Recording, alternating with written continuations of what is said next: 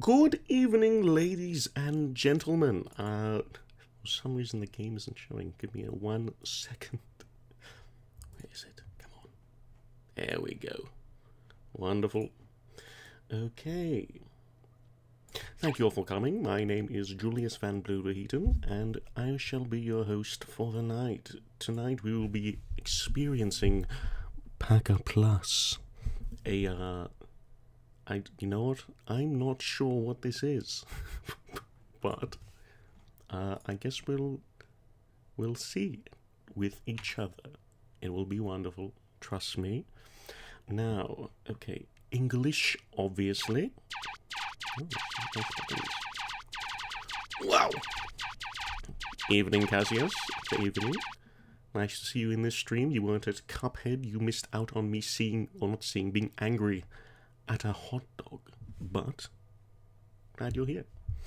Now let us proceed. Start. A violin melody can be heard in the distance. It's a pleasing sound. Summer in the Highlands is calm and clear, with gentle breezes.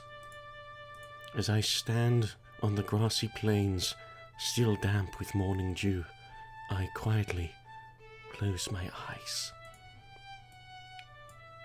Whoa. And lend my ear to that refreshing melody. The love of my life is at my side.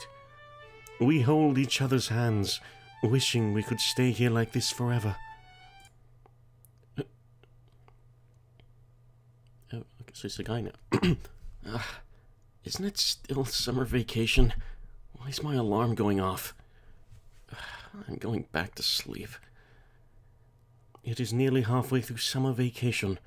I, Kazuma Saiki, cling greedily to my pillow in dreams, determined to sleep in. The abrupt ringing of my cell phone tears me away from my thoughts of laziness. Who's this? A female? Maybe? We'll see for now. Hello, Kazuma. Hello. Oh, Yukari. It's you. Oh, it's a female. Are you up and out of bed? Yeah, I'm up. I just woke up. What's going on? Why are you calling so early? I can't do the female voice for this. You know we have to be at school today to prepare for the school festival, right? Make sure you show up. Really? Oh, right. Gotcha. Yes, sadly, Cassius, we can't name the character, it seems. Oh, jeez. Everything's going to turn out fine, right? Yeah, it will. I'll get ready right away. It seems that preparations for the school festival are starting today, even though we're in the middle of summer vacation. A single, "You should do it too, Kazuma," from my girlfriend. His girlfriend. Ooh. Wow. His girlfriend Yukari was all it took to make me a committee member. Or that's what I remember, at least. What did he get? Well, I'll be waiting at the usual bus stop. Okay, make sure to eat breakfast. Yeah, you know, you sound like my mom. Well then, okay. Jeez, if you have the time to joke around, then hurry up and get ready. Got it. So I'll see you at the usual spot at the usual time. After Yukari's wake-up call, I quickly get ready and jump onto my sweet ride, since it's just a bicycle, and rush out of my house. Oh. I ride off to school, pedaling as hard as I can. Yukari should have gotten on the bus at the usual time, so if I don't hurry, I'm going to be late. Oh no. Out of breath and with sweat running down my brow, I make my way to the bus stop near the school. I wait for the bus Yukari should be on as I catch my breath. A few minutes later, the bus comes right on schedule, and a long-haired girl steps off the bus alone. Yes, Jay, the mom has indeed been smoking too many cigarettes. Good morning, Kazuma. She gives me a familiar bright smile, with a familiar greeting. Her name is Yukari Izumi. We're both freshmen in Class 1A of Seikoi Private High School.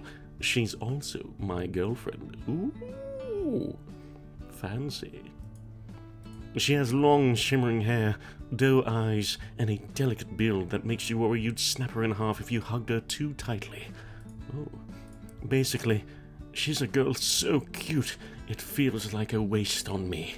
Wow, you think that highly of her? She's quite cute, though, I will admit. That's Yukari Izumi. Good morning. Looks like you're still sleepy. I am indeed sleepy. Her voice reminded me of something I wanted to say. The slug monster from Monsters, Inc. Mike Wazowski. I thought about going back to bed, but I couldn't keep Yukari waiting here by herself.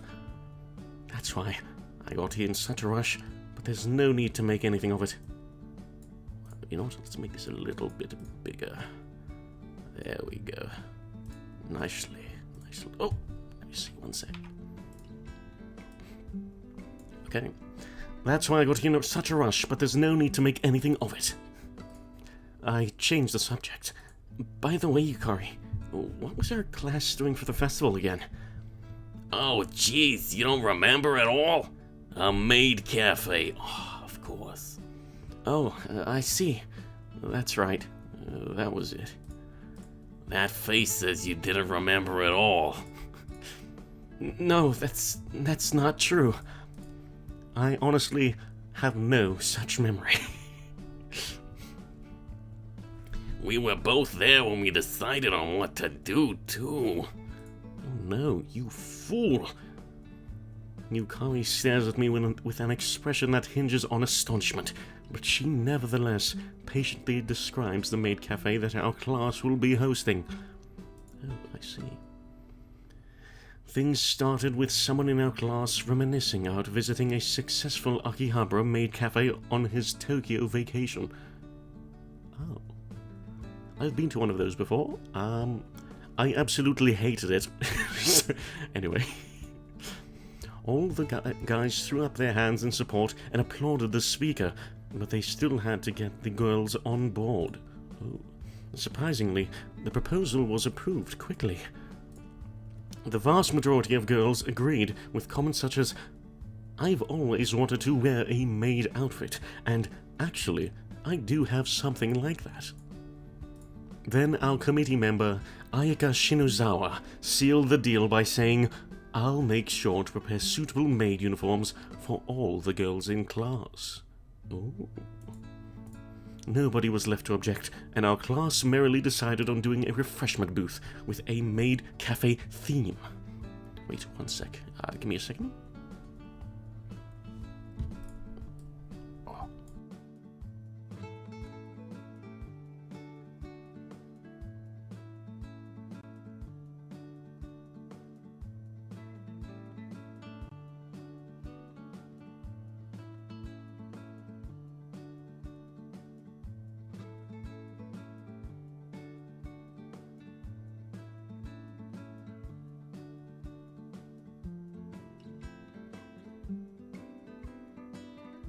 Okay, sorry, I am back.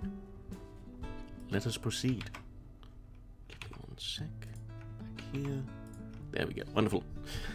Nobody was left to object, and our class merrily decided on doing a refreshment booth with a maid cafe theme. Ooh. Oh, so the story goes. I feel like a food stand is an option that involves lots of work for little gain, profit-wise, but I'll be happy if I get to see Yukari in maid clothes. I mean, wouldn't anyone? As we talk about it, the school we attend comes into view. Oh. Looking up into the sky, the sunshine is getting stronger.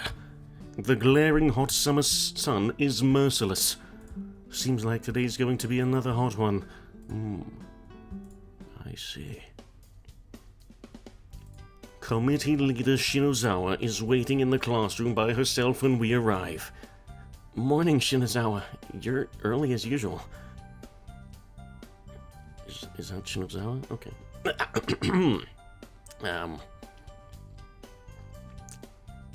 What voice to give her? Good morning, Shaiki, Yukari. Oh. Good morning, Ayaka.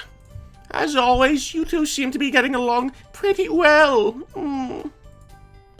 This resourceful committee leader, who easily realized the boys' collective desire for a maid cafe, is oh no! How do I go back?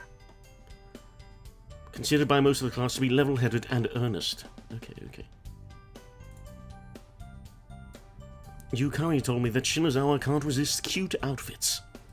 Her collection doesn't just include the uniforms of nearby high schools, restaurants, and maid cafes. It even goes as far as having the real ones actual housekeepers of English nobility. Wait, what? It even goes as far as having the real ones actual housekeepers of English nobility wore. Ah, yes, I believe I have some of those in my mansion as well. I've heard rumors of a special costume room that she has at home, but the truth of that claim is beyond even Yukari's understanding. You're getting along so well. I feel like the classroom temperature is rising. Oh. What could we do about that, Kazuma? Yukari looks to me for help, but Yukari, you're very mistaken if you think that you can always get help from me. Hey now, if you don't cut it out, Yukari, you'll get embarrassed and heat this room up even more. Whoa. Wow, Cassius, that is visual novelception. You got this. Not you too. One more committee member arrives late. Oh, whoops. We've got more important things to do. We can pick on Yukari more later. Whoa. True. Let's call a temporary ceasefire for now, and pick up again after the meeting. What? More later? You don't need to. Alright, let's start the first meeting! Oh. Yes, as a member of the organizing committee, I'm getting fired up. No. Hey, listen to me! The meeting starts amidst Yukari's adorable protests.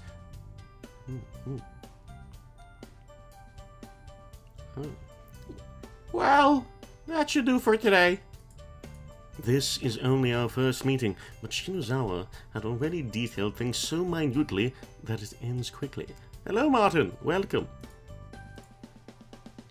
You really command things like a military strategist. Maybe I should start calling you Kong Ming? What's Kong Ming? Kim Jong-un? Ha! Let me handle rallying the people. Sales should be just fine as well. I wouldn't want to get on your bad side. Thank you. Flattery won't get you anywhere, you know. I didn't mean to flatter her, but she seems in high spirits after seeing everything go as planned. Oh, this is a nice little shopping area. I like this. After that quick meeting, we leave Shinozawa and go out for a stroll through the town. Yes, Cassius, it would be quite confusing. At the shopping center in front of the station, we try to hide from the hot rays of the sun as we go from the record store to the bookshop. I've seen these places before. This is one of those Whack-Donald places. We go through the arcade and into a fast food place. I drink a cold soda in the well-air-conditioned room. Yukari doesn't like soda, so she's sipping iced tea daintily through a straw. A fleeting moment in the evening of a hot summer. I'm looking forward to the school festival. Kongming is another name for Juliang. Oh, okay, understandable. Yeah, I can't wait to see you in a maid outfit. Jeez. But I'm surprised you accepted wearing maid clothes. No qualms about it. Girls all wish they could transform. Transform into what? Is that how it goes? So, even you want to try being someone else, Yukari? Well, I wonder. Oh. I don't really understand girls' difficult feelings, but if she says so, then it's probably right. Oops, it's already this late. I need to head home. Yukari looks at her watch. Oh, you're right.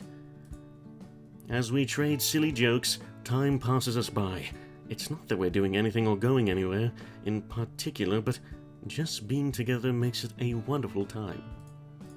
Such times are small and simple, but unique to the lives of wholesome students, and just being able to experience them is enough for me. Oh, you've played Dynasty Warriors, I see. You are quite knowledgeable then. Well then, be careful getting home. Yeah, you too, Kazuma. Watch out for cars. I don't want you to get isekai'd. Yeah, I know. Well... Wait, no, that's Yukari. Crap! Well then, see you tomorrow. See you then. After seeing Yukari off at the bus stop, I pedaled my way home, looking up into the red-tinted sky. While pedaling, I see a single white cloud floating not that far off the ground. It looks to me like a sheep or a camel for some reason or another.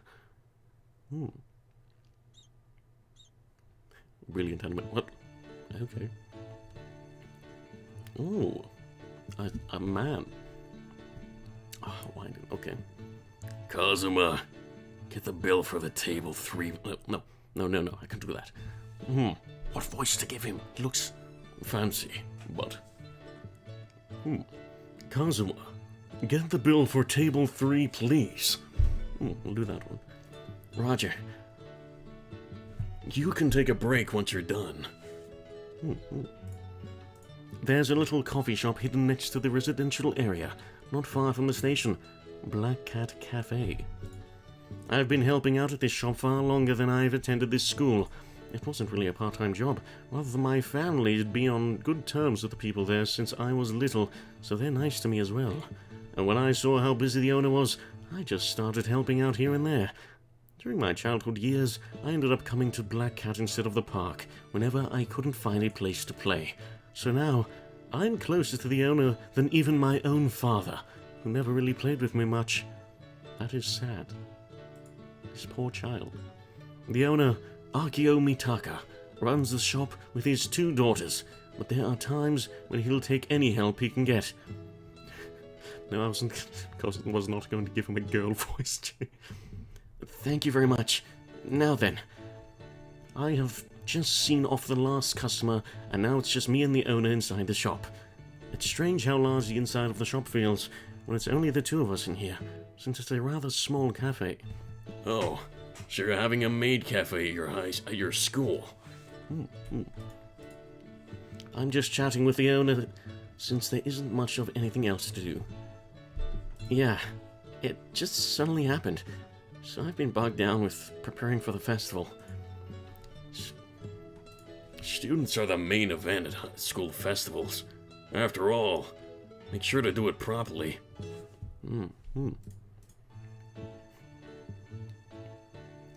Please don't add on more pressure.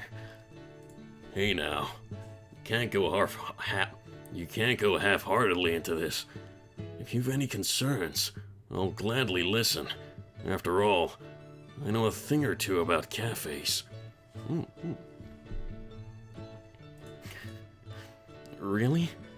I can think of a certain someone that would love hearing that, actually. As I say that, I imagine a grinning Shinozawa saying, "I'll take you up on that." So, like, the cakes for the maid cafe, how much time is needed to make them, and how much should we spend on ingredients? Well, It's not so much the time as the equipment. Will you be able to use their kitchen? No, the cooking club has reserved the kitchen. I prepare everything in our classroom. So, getting ovens will be difficult. Then we'll need to buy one from somewhere. If so, then our expenses will be pretty high. The owner folds his arm and goes,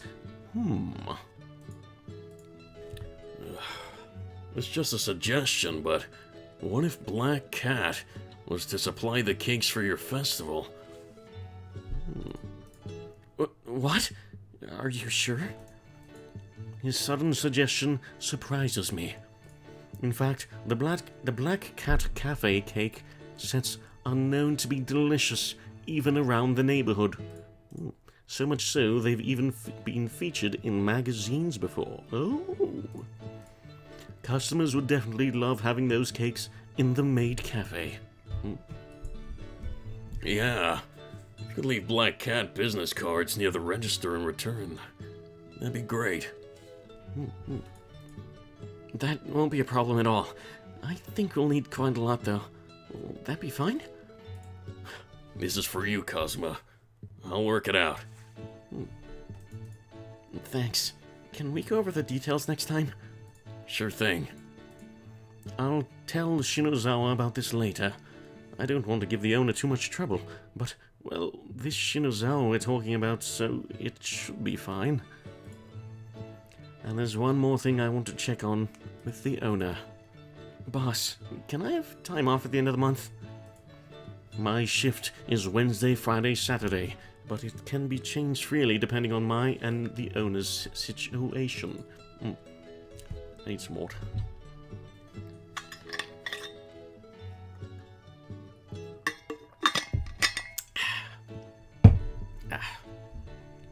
The end of the month, August 31st, is actually Yukari's birthday.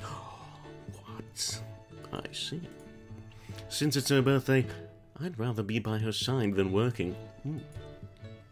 Of course. It's fine. Is there something you're doing? It's Yukari's birthday, so I was thinking of taking her somewhere nice. I see. Have fun. Thank you very much. Actually, there's something related to that I wanted to ask you about. What would that be? I was thinking about getting her some type of present. Okay. What do girls like getting? Well, conversely, what gift from Yukari would make you happy, Kazuma?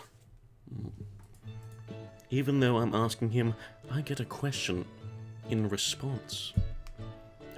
Me? I don't really have anything I particularly want. I think I'd like anything Yukari picks out for me. Right. There's your answer. So you're saying it really is the thought that counts? That's what I believe. She likes music, so maybe I'll find her some violin-related accessories. The owner smiles and disappears behind the counter, probably going to check on the coffee beans. Probably going to check on the coffee... Why did I say it again? Okay. Welcome. Oh, Yukari. It's you.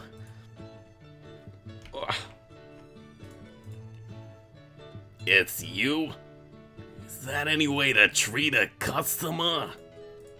Understood, madam. Would this seat be adequate? I lead her to a seat near the window as I say that. Yes. Thank you. May I please take your order? Well, it's a little late, but I believe I shall take my lunch. Fetch me today's lunch menu. The A combo comes with carbonara, whereas the B combo has a rice omelet. Both come with complimentary salad and drink. Then I'll take the rice omelet B set. Okay. I knew you'd go for that. You really like your rice omelet. You know, because this shop's fluffy, melty rice omelet is so good. As to be expected from a regular. quite the discerning eye. It'll be there. It'll be here shortly. Boss, B combo, order up. So, sorry, my head's full right now. Can you make it, Kazuma? Roger. As you heard, So you're making it for me today? I shall not disappoint, madam. Okay. I put on my apron as I head to the kitchen. Sometimes I have to wield the frying pan instead when the owner is busy roasting the beans. I've practiced cooking fluffy, melty rice omelets so often it's now my forte. A GF comes into your place to work and roleplays as your customer? Yes. She does want him to be her butler. Alright, that should be good. I place the omelette over the chicken and rice, cut it down its center to open up a gap, and finish it by topping everything with sauce. But I feel a little mischievous today. I add a little something to the salad too. What's this little something? Just a bit of mischief. Just a bit of mischief. Just a bit of mischief. Sorry to keep you waiting. One deluxe fluffy, melty rice omelette. Wow, it looks great. Yukari quickly brings a spoonful of delicious rice omelette to her mouth. Yummy. Why do girls always look this happy when they eat something delicious? Her happiness is contagious. But just as she bites into the salad, her eyes go wide and she freezes up. Oh, so it really is something you notice right away. OX star alpha, hashtag pound, $, male symbol, triple exclamation mark. She furiously washes the salad down with water and looks at me in protest, tears in her eye. Jeez, you put okra in my salad on purpose? Knowing I don't like it, didn't you? I don't know what that is, but You fiend, Kazuma. Yep, I did. Usually there's no okra in the salad, but it's on the house. You know, it's good for your complexion. Grr, Kazuma, you jerk. So mean. Don't be mad. You ruined that pretty face. Ooh, smooth. Meh. Whatever. Yukari puffs out her cheeks, but keeps eating her rice omelette. You say whatever, but you're still eating the rice omelette. Because it's just so good, it's fine. It's not like it's the rice omelet's fault. Maybe, Jay, maybe it is flirting. Ooh. With warm feelings filling my heart, I look at Yukari and wonder what to get for her birthday. I know it's a thought that counts, but I want her to be happy getting it. I'll try taking note of what grabs her attention next time. So her birthday's the 30th, I believe it was. It's 7:40. Yukari steps off the bus, right on schedule. Good. You didn't sleep in today. What do you mean today? It's not like I slept in last time. Oh, if I hadn't called you, then you definitely would have slept in. Fine. I'll admit you're a big help that time. As long as you understand. Well, let's get going. We're meeting up for the school festival again. Shinozawa, who is handling the costumes, has organized a platoon of seamstresses from the Handicrafts Club.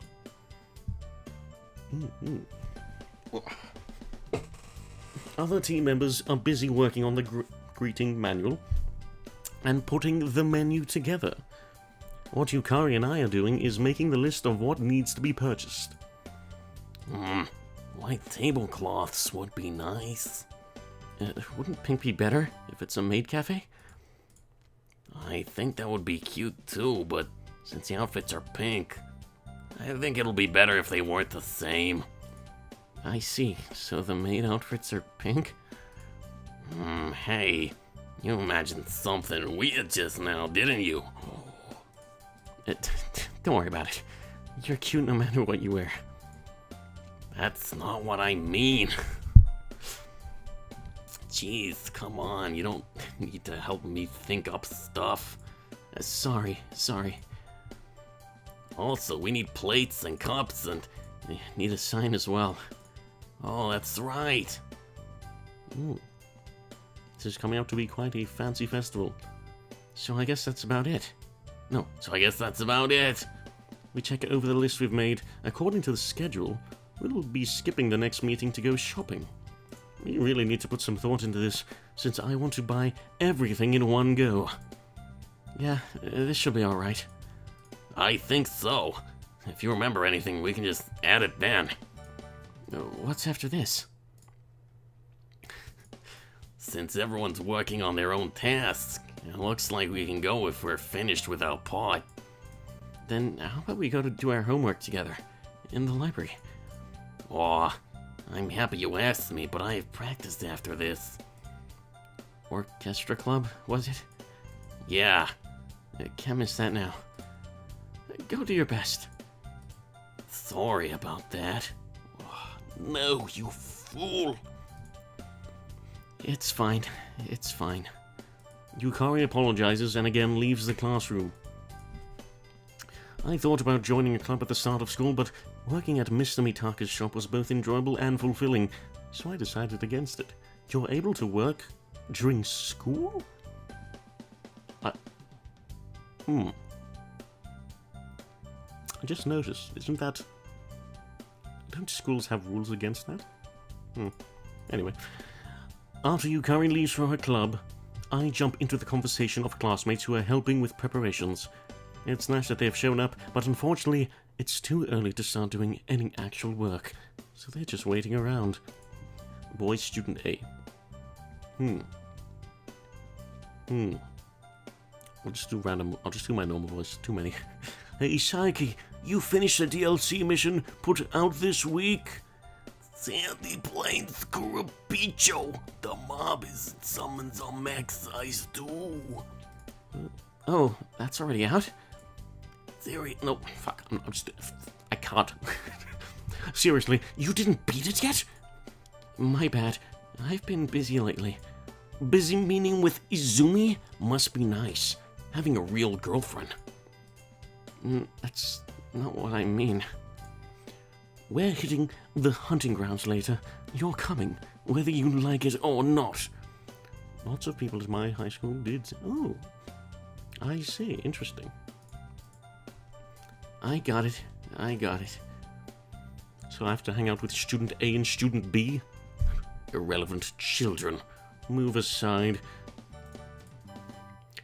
The school bell rings while we're talking about all that dumb stuff, so we leave as well. I think about just heading back, but thoughts of Yukari resurface.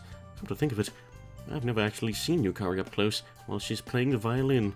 I've cheated on during competitions and tournaments, but she doesn't want to be watched when she's practicing, but because it's embarrassing for her. It feels like she practices every day. Performing with an instrument must be really hard. It piques my interest, so I decide to go peek in the music room.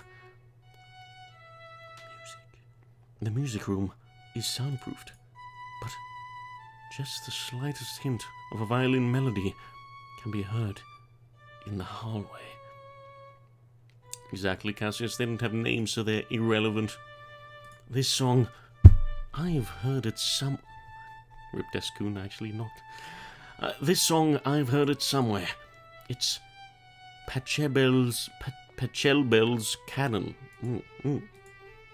It's Pachelbel's Canon again. Opening the door, there is Yukari, elegantly playing her violin. Yes, Cassius, that is probably the best form of action. I would probably also do that, though she might be embarrassed. It doesn't seem there are any other students in the music room. She keeps playing, unaware of my arrival. It doesn't feel like interrupting, so I'll wait until she's finished. Yukari has been playing the violin since she was little. I see.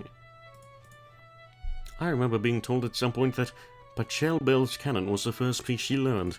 She plays this piece so as to not forget her beginnings. Wondrous. I don't know much about classical music, but I can tell the sound from a violin is crystal clear.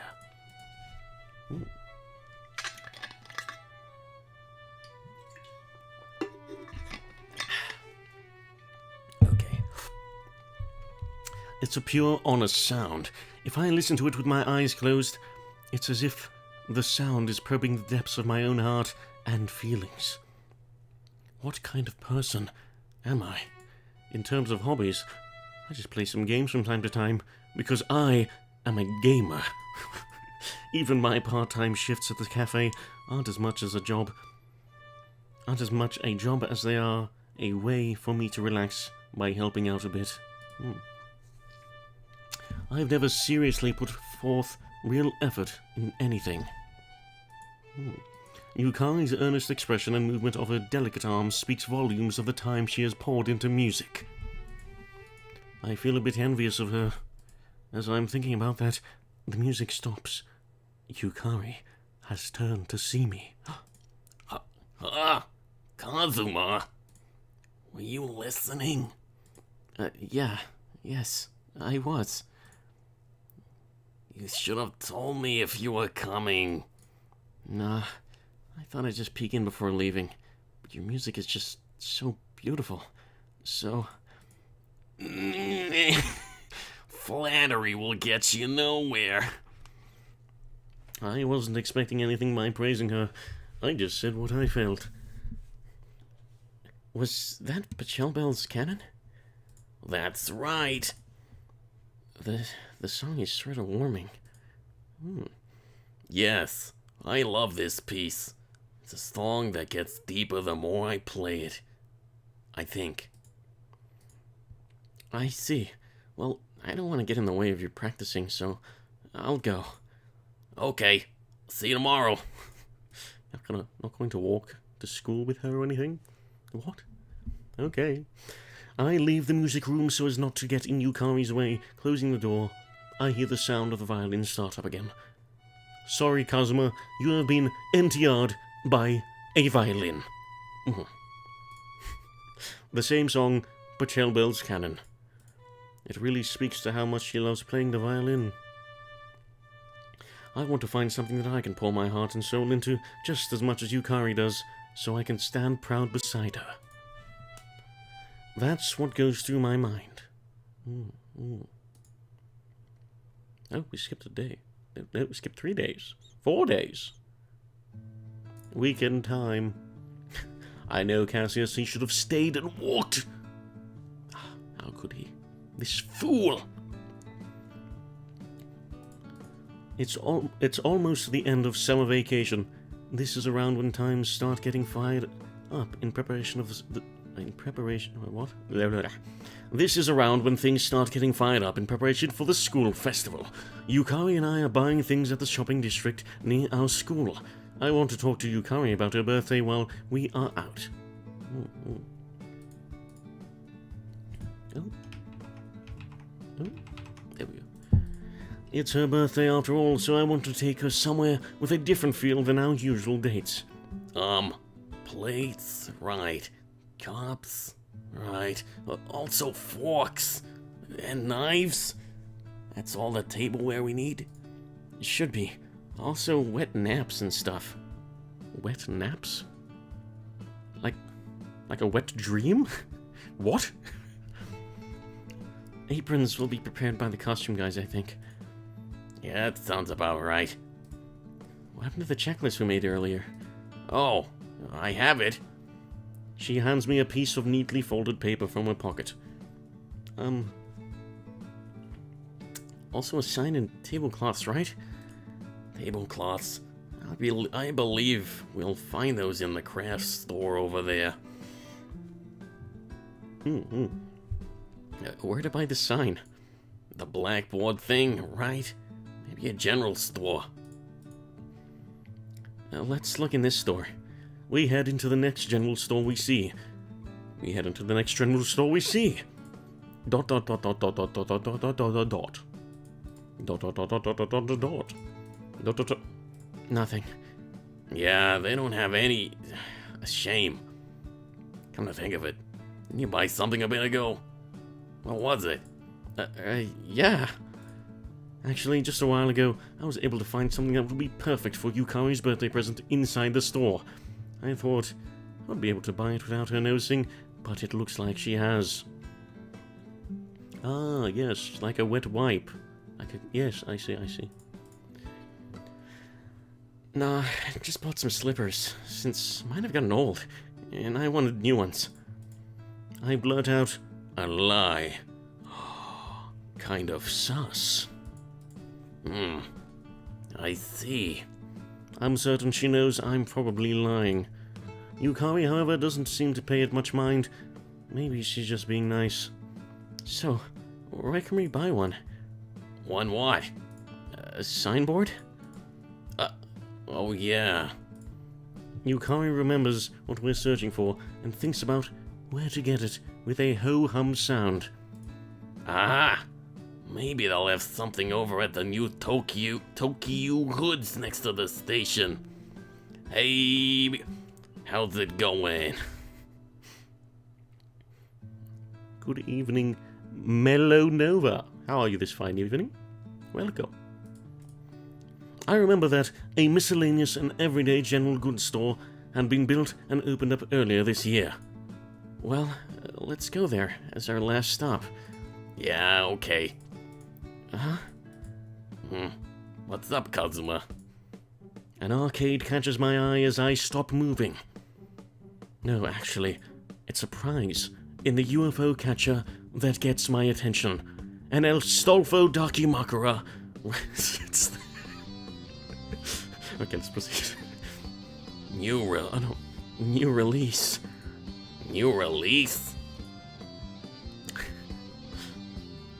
Hey, Yukari, mind if I stop in here for a sec? That's fine, but... Hey, wait a minute! Before Yukari finishes answering, I rush to the arcade. Yukari races after me in a panic. What is it? Oh, look, Tekken at the back. Nice. This is the new release? Right, an alpaca figure. Oh my god. Whoa. When you say alpaca, you normally think of a plushie, but this one is a figure. Fully posable action! The box is about 12 inches tall, so the figure inside is probably about 6 inches. I put some money in the machine. As I think about that, I put in, of course, a 500 yen coin. By putting in 500 yen, I get 3 tries instead of the usual 2. For larger boxes like this, it's obvious that the claw is too weak to grab the middle of the box. My aim is the front. It will be pushed forward bit by bit by the recoil. I steadily nudge it forward with the first and second tries, then on my third, I can't use the same technique, it won't move any further. When it's this far forward, that's why this time I use only one side of the claw to push against it. That's why you said that already. Whoa! Got it! Squirts water to simulate the alpaca spit. That is an amazing... I wish I could win that. If only, Cassius, that would be perfect. Wow! It was in an easy spot this time. A piece of cake. You sure do like your alpacas. Yeah, I love them. I love them only second to you. Oh, they're smooth! That's right. I really love alpacas. If you were to ask me how much I love them, I'd say more than I love eating 3 times a day. Though, that's just crazy. My love for alpacas began long before the recent alpaca boom. The recent alpaca boom. I've never heard of that before. I was given an alpaca plush for my birthday when I was 3 years old, and really loved it. The rest is history. Hey, Kazuma, are you okay? Yukari calls out to me with a worried expression. No, it's nothing. Thoughts of alpacas are distracting me. I'm with Yukari right now, so I need to be thinking about her. Is his girlfriend Peter Griffin? No, I don't think his girlfriend is Peter Griffin. By the way, Yukari. What? Your birthday's at the end of the month, right? Anywhere special you'd like to go? You remembered my birthday? No one remembers my birthday. Oh my god. Of course. A man could forget his own girlfriend's birthday. Hey, that makes me happy. Ooh. So, anywhere you want to go? Let's see. Oh! Yukari points at the arcade while she speaks. Okay, Peter Griffin laugh at this. Huh? The arcade? Not that. The kingdom. I want to go to Alpaca Kingdom. Alpaca Kingdom? That place filled with alpacas down in Nasu? I want to go there. That sounds fun. Yes, that one. Fine with me, but this is for your birthday, you know. I love alpacas too, and I was thinking a place both of us could enjoy would be nice. Okay then, let's do that. In front of the station, there's a bus that goes directly there. Can we meet up at the usual spot, around 8:30? Okay, sounds good. I also want to go to Alpaca Kingdom, so this trip is a pleasant surprise for me. We acquire the missing sign, and after we bring everything we purchase to the school, I take Yukari out on my bike. You bet, Jay, I can't wait to rub all the alpacas. Not the bus stop like usual, but down a dirt path near the river. My house is in the opposite direction, but of course, that does not matter. On our way back, neither of us speaks, but both of us are probably only thinking about a trip to Alpaca Kingdom on the weekend.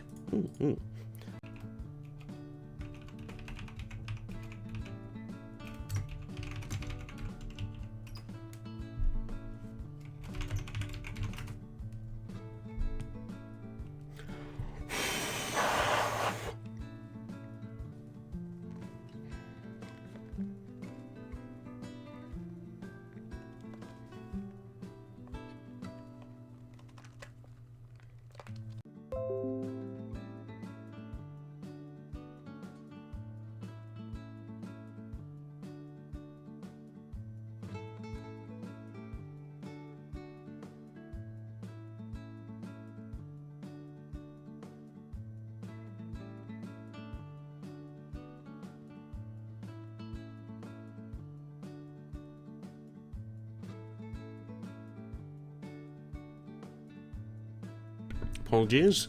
There seems to be an issue once again with my stupid tracker. It's all good now. It seems fine. If it overheats once more, I'll probably just turn the tracker off for a little bit. But for now, we shall continue. Oh no, I skipped it. My head is already filled with curiosity about things like if you can feed them or even ride them. There isn't anything special about it, but just being here with her makes me happy.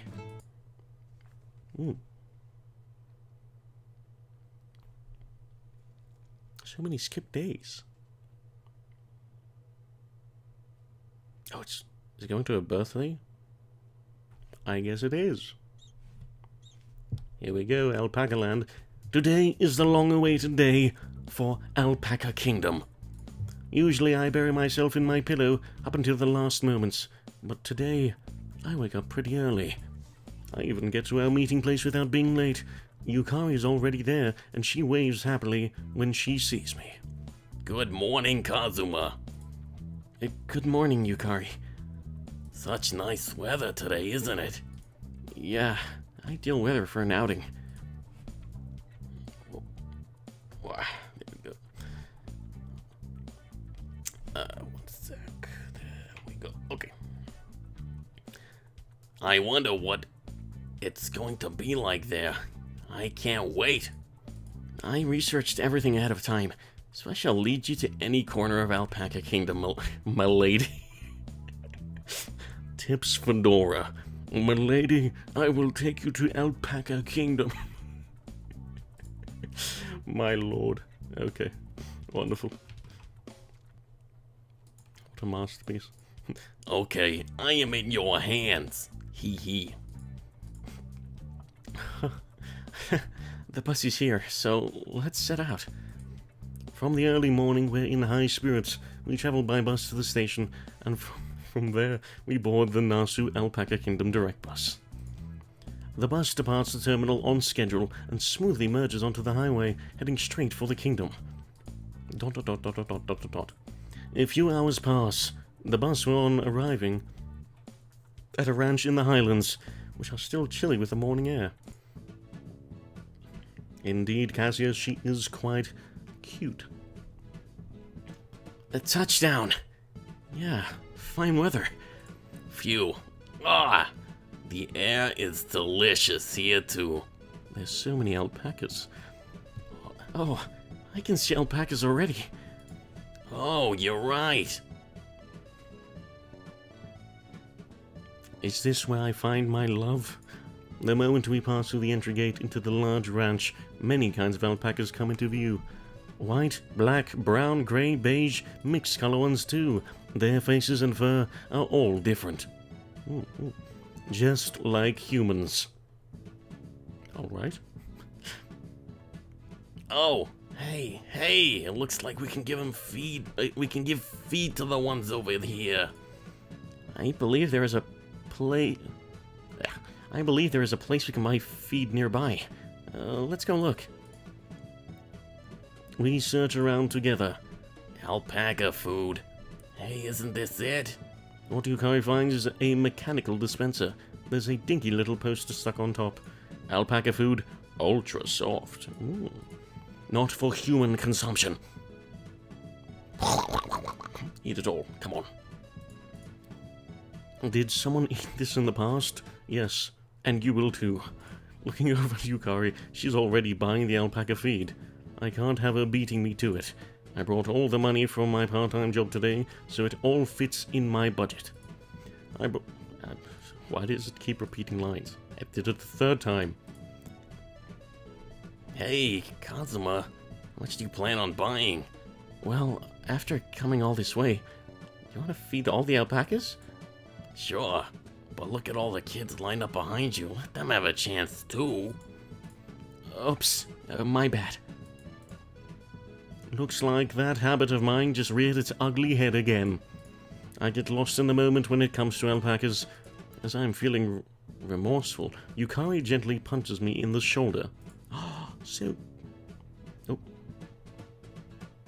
cute. Come on. You should feed them too, Kazuma. Feed the alpacas. Achievement unlocked. Nice. Whoa, good girl. Eat a bunch. Looks like Yukari has already started feeding an alpaca. Well, I've been feeling sorry for what I did. The alpacas are nice, of course, but it's somehow more pleasing to watch Yukari feed them. She laughs with such joy that it makes me feel happy as well. It was a good choice to come to Alpaca Kingdom. What is it? No, nothing. Alright, I'm gonna feed them too. Okay. I begin feeding them alongside Yukari. The alpacas come over to me too when I offer food in my hand. Yeah, good boy. By the way, alpacas only have lower teeth? What? Interesting.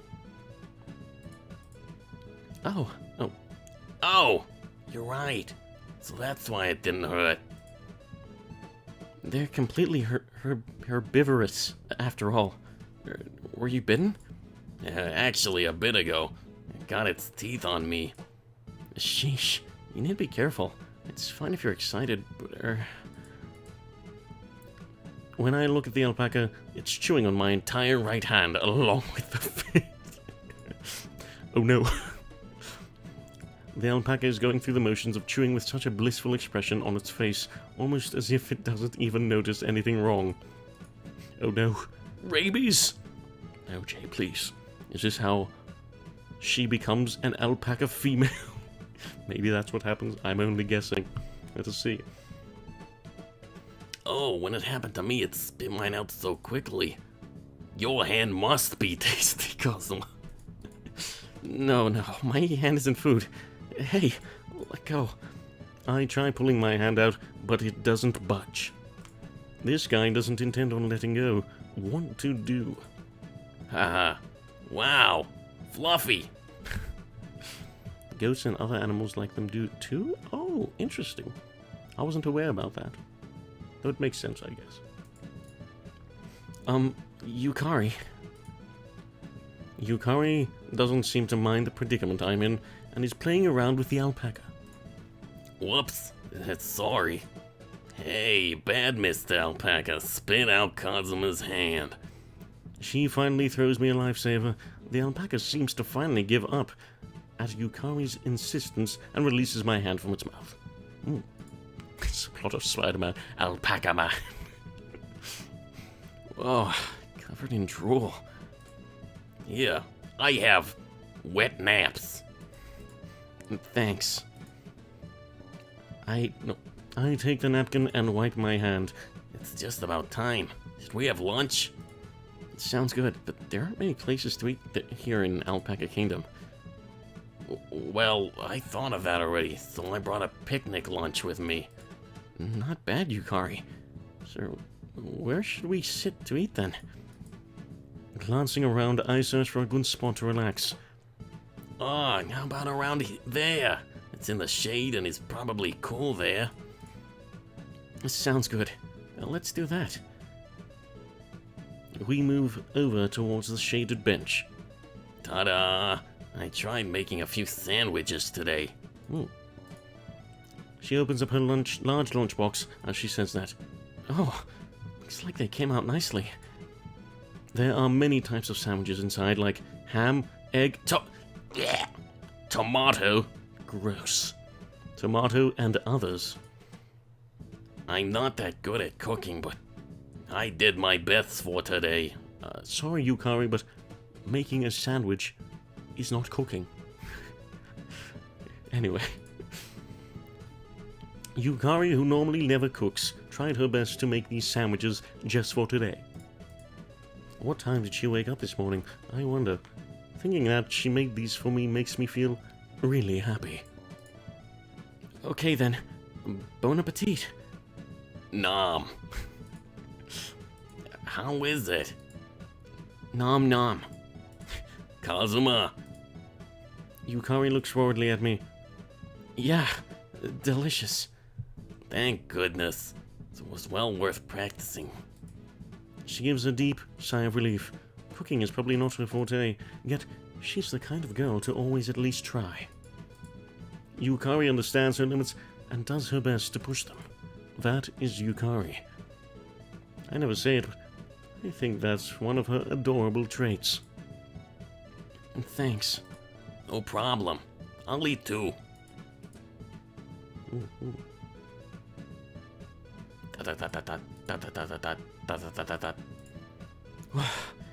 I'm stuffed. I hope you enjoyed it. We gaze absent-mindedly at the alpacas after we finish eating. Time goes by slowly as we relax. You know, alpacas move their front 9 legs on the same side together when they walk. Oh, they do? It's called pacing. All the animals in the Camelidae family move like that. Oh, is that so? On that note, when an animal moves its front 9 legs on opposite sides to move forward, it's called trotting. Horses, for example, a little bit of trivia. Alpacas are domesticated for their high-quality fur on the plateaus of the Andes, where they are generally found. Ah, I've heard that before. Alpaca fur sells for quite a bit, doesn't it? Yep. You sure do know a lot when it comes to alpacas, Kazuma. I'm something of an alpaca myself. Yep, I don't call myself an alpaca lover for nothing. I say that, but I only learned these little details after we decided to come to Alpaca Kingdom. Could it be that you researched this all for today? Oh no, she's onto you. Not bad, Yukari. How could you tell? What? Because, Kazuma, you said this morning you made sure to research beforehand. I do recall that, now that I said something like that. I do recall now that I said something like that. Okay.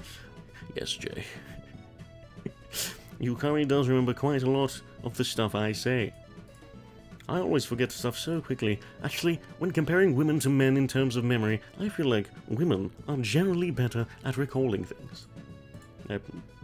I admit I am quite forgetful, so possibly. I wonder how true that is. Since we're going to come here, I just wanted to expand my knowledge, even if by just a little bit more. Thank you. There's an awkward silence. Yukari speaks with a solemn expression. Oh no, things are gonna get spicy.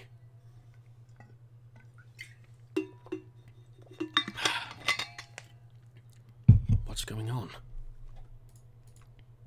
What?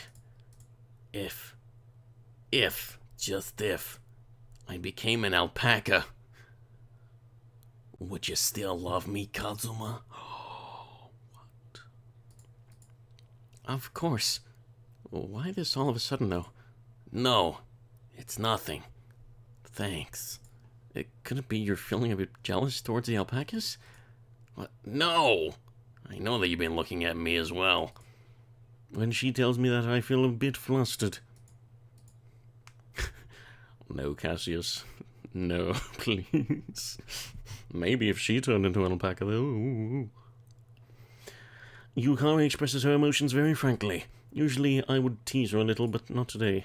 Make sure you look at me too, Yukari. Oh, yeah. Are you trying to NTR me with the alpacas, Yukari?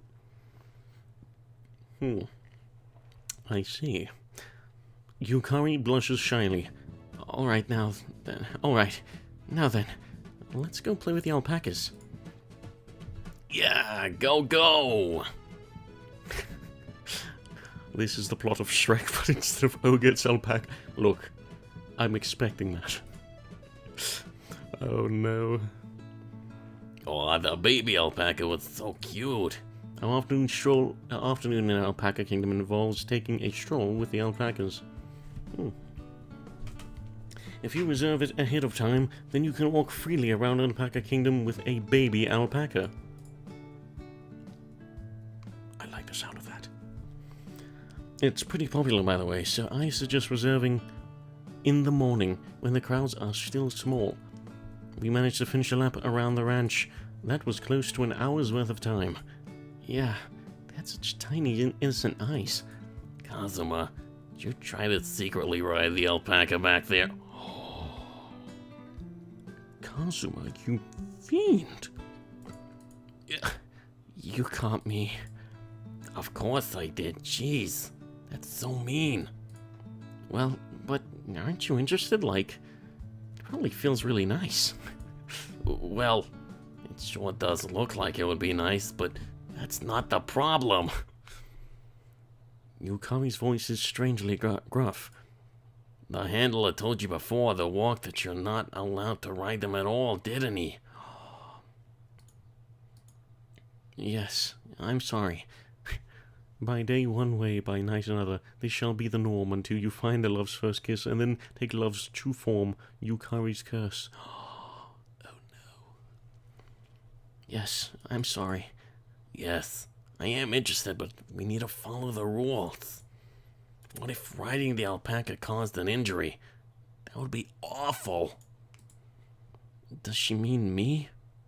Or the alpaca? Does she mean me or the alpaca?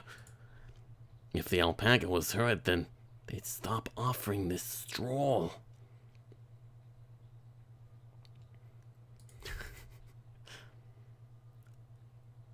What is this? There we go.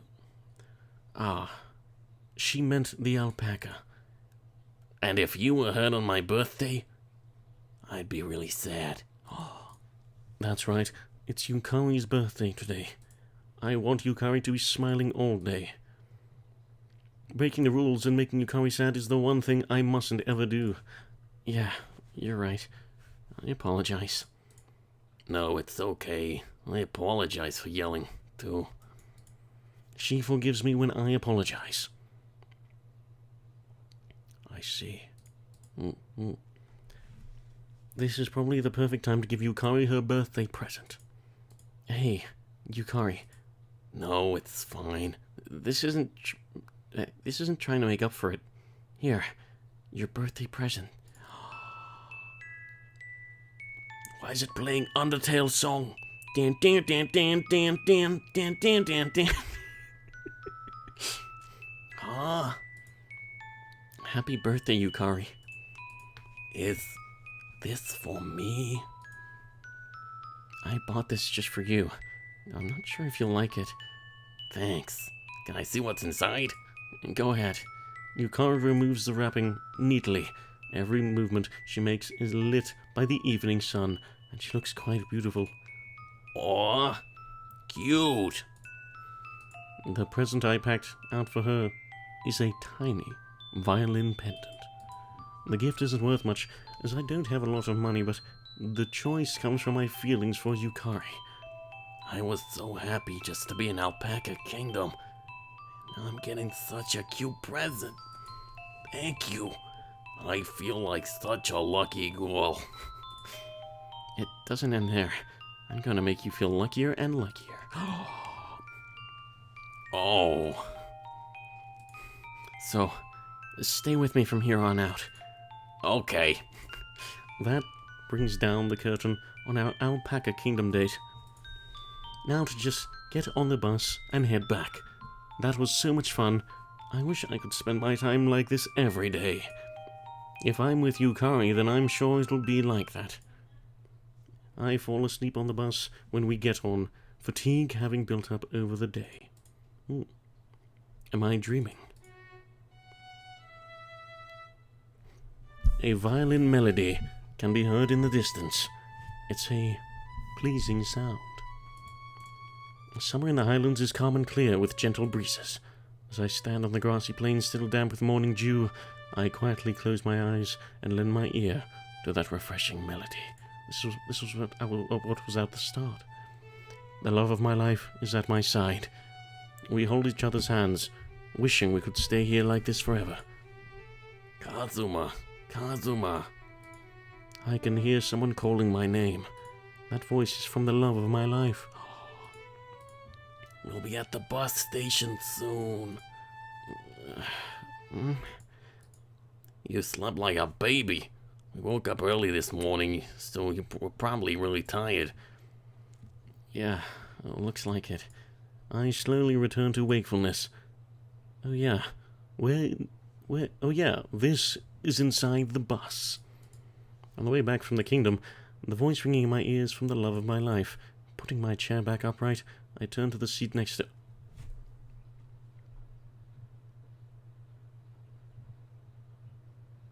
What?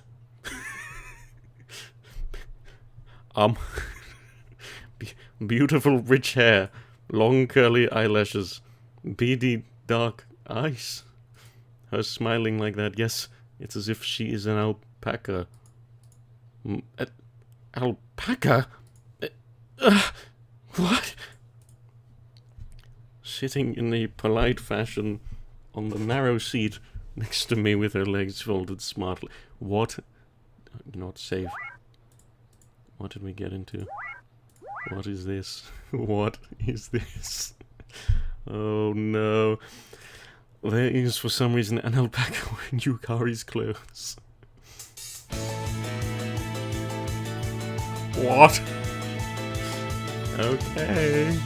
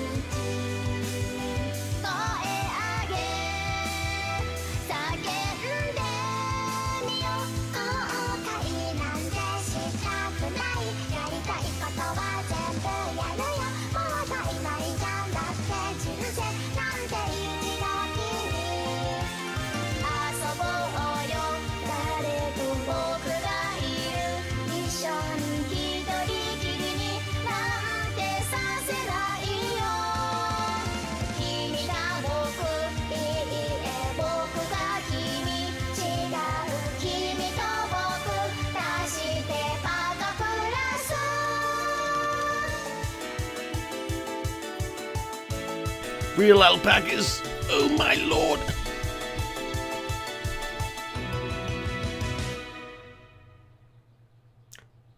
What have we gotten ourselves into? Well then, okay. Lovely. The other passengers look over at me, shocked that I raised my voice inside the bus. What's wrong, Kazuma? Yelling like that? Oh, no, sorry. Did you have a bad dream? The alpaca wearing Yukari's clothes looks worriedly at me. Yeah, looks like it. It looks like you're sweating, too. I want to go straight to bed when we get off at the station. I'll do that. I do hope it's not sunstroke or the flu. I can't see Yukari anymore. Thinking about that makes me want to scream again, but I'm inside a bus right now. We're close to the bus terminal, so I check over my things in an attempt to distract myself. I must be hallucinating.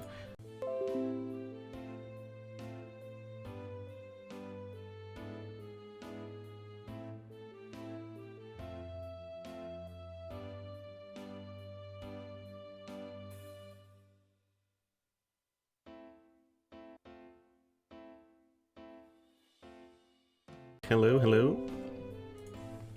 Sorry for these issues. I have to get this sorted. Anyway, okay. Let us commence forth. There we go. Okay.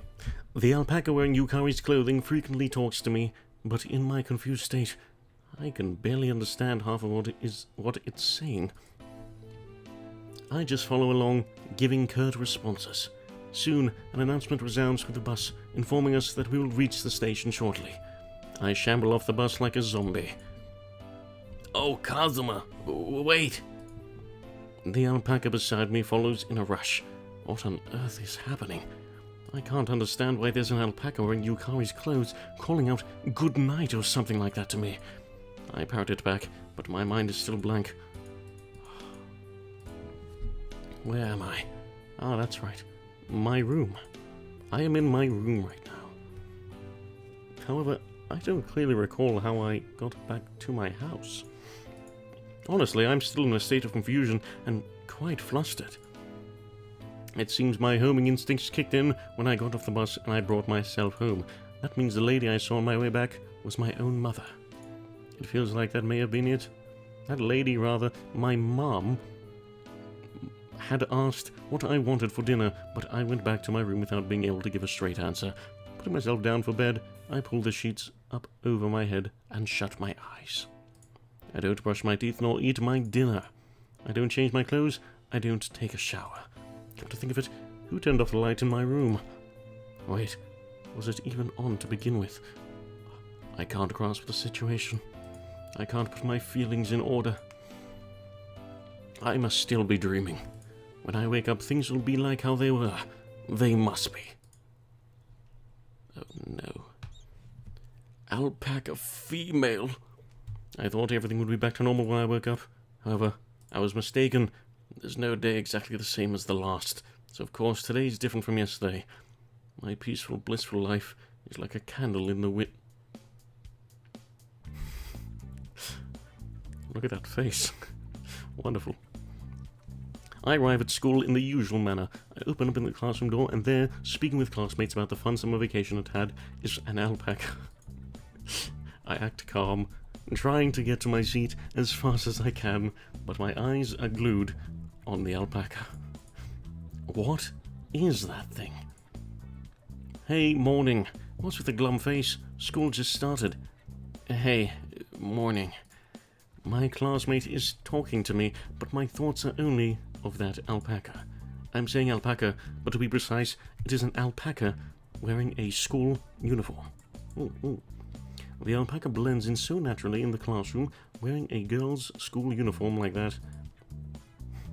What did you do over the break, Yukari? All I did was go to meets and prepare for the school festival. Oh, come on, not that. I mean your boyfriend. Didn't you go on any dates? Ah, yeah. Yesterday we went to Alpaca Kingdom together. Oh, you two really are in it deep. It's not like that. Look, Kazuma is looking right at Yukari. What? The alpaca turns and our eyes meet. The alpaca, mixed in with the girl, smiles at me, but all I can do is awkwardly raise my hand in response. Okay, everyone. No.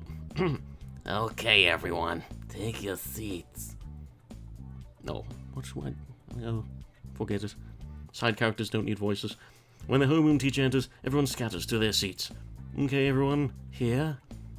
Okay, everyone here? Tell me if there's anyone absent around you.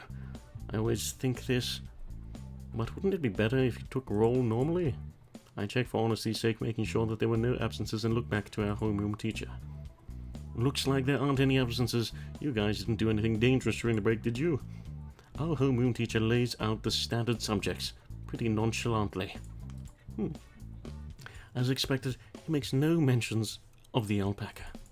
The fact that the alpaca is sitting in Yukari's seat signifies that this is indeed Yukari. Or it could be that an alpaca has replaced her. Oh no. Invading aliens came, abducted Yukari, and replaced her with an alpaca to divert suspicions. I'm her boyfriend, so I was able to notice the change because I'm always with her. No one else could notice that she has become an alpaca. 100%. The others are just incapable of perceiving it. The hypothesis is sound, but there's no way such a thing would happen in reality. Then, what is this? How can this abnormal situation be explained? After a while, first period begins and everyone heads to the gymnasium. The opening ceremony begins. I feel there are quite a few of you that still feel like it's summer vacation, but remember, the school festival is coming up soon. Be sure to resume your regular schedules from today onwards. Water.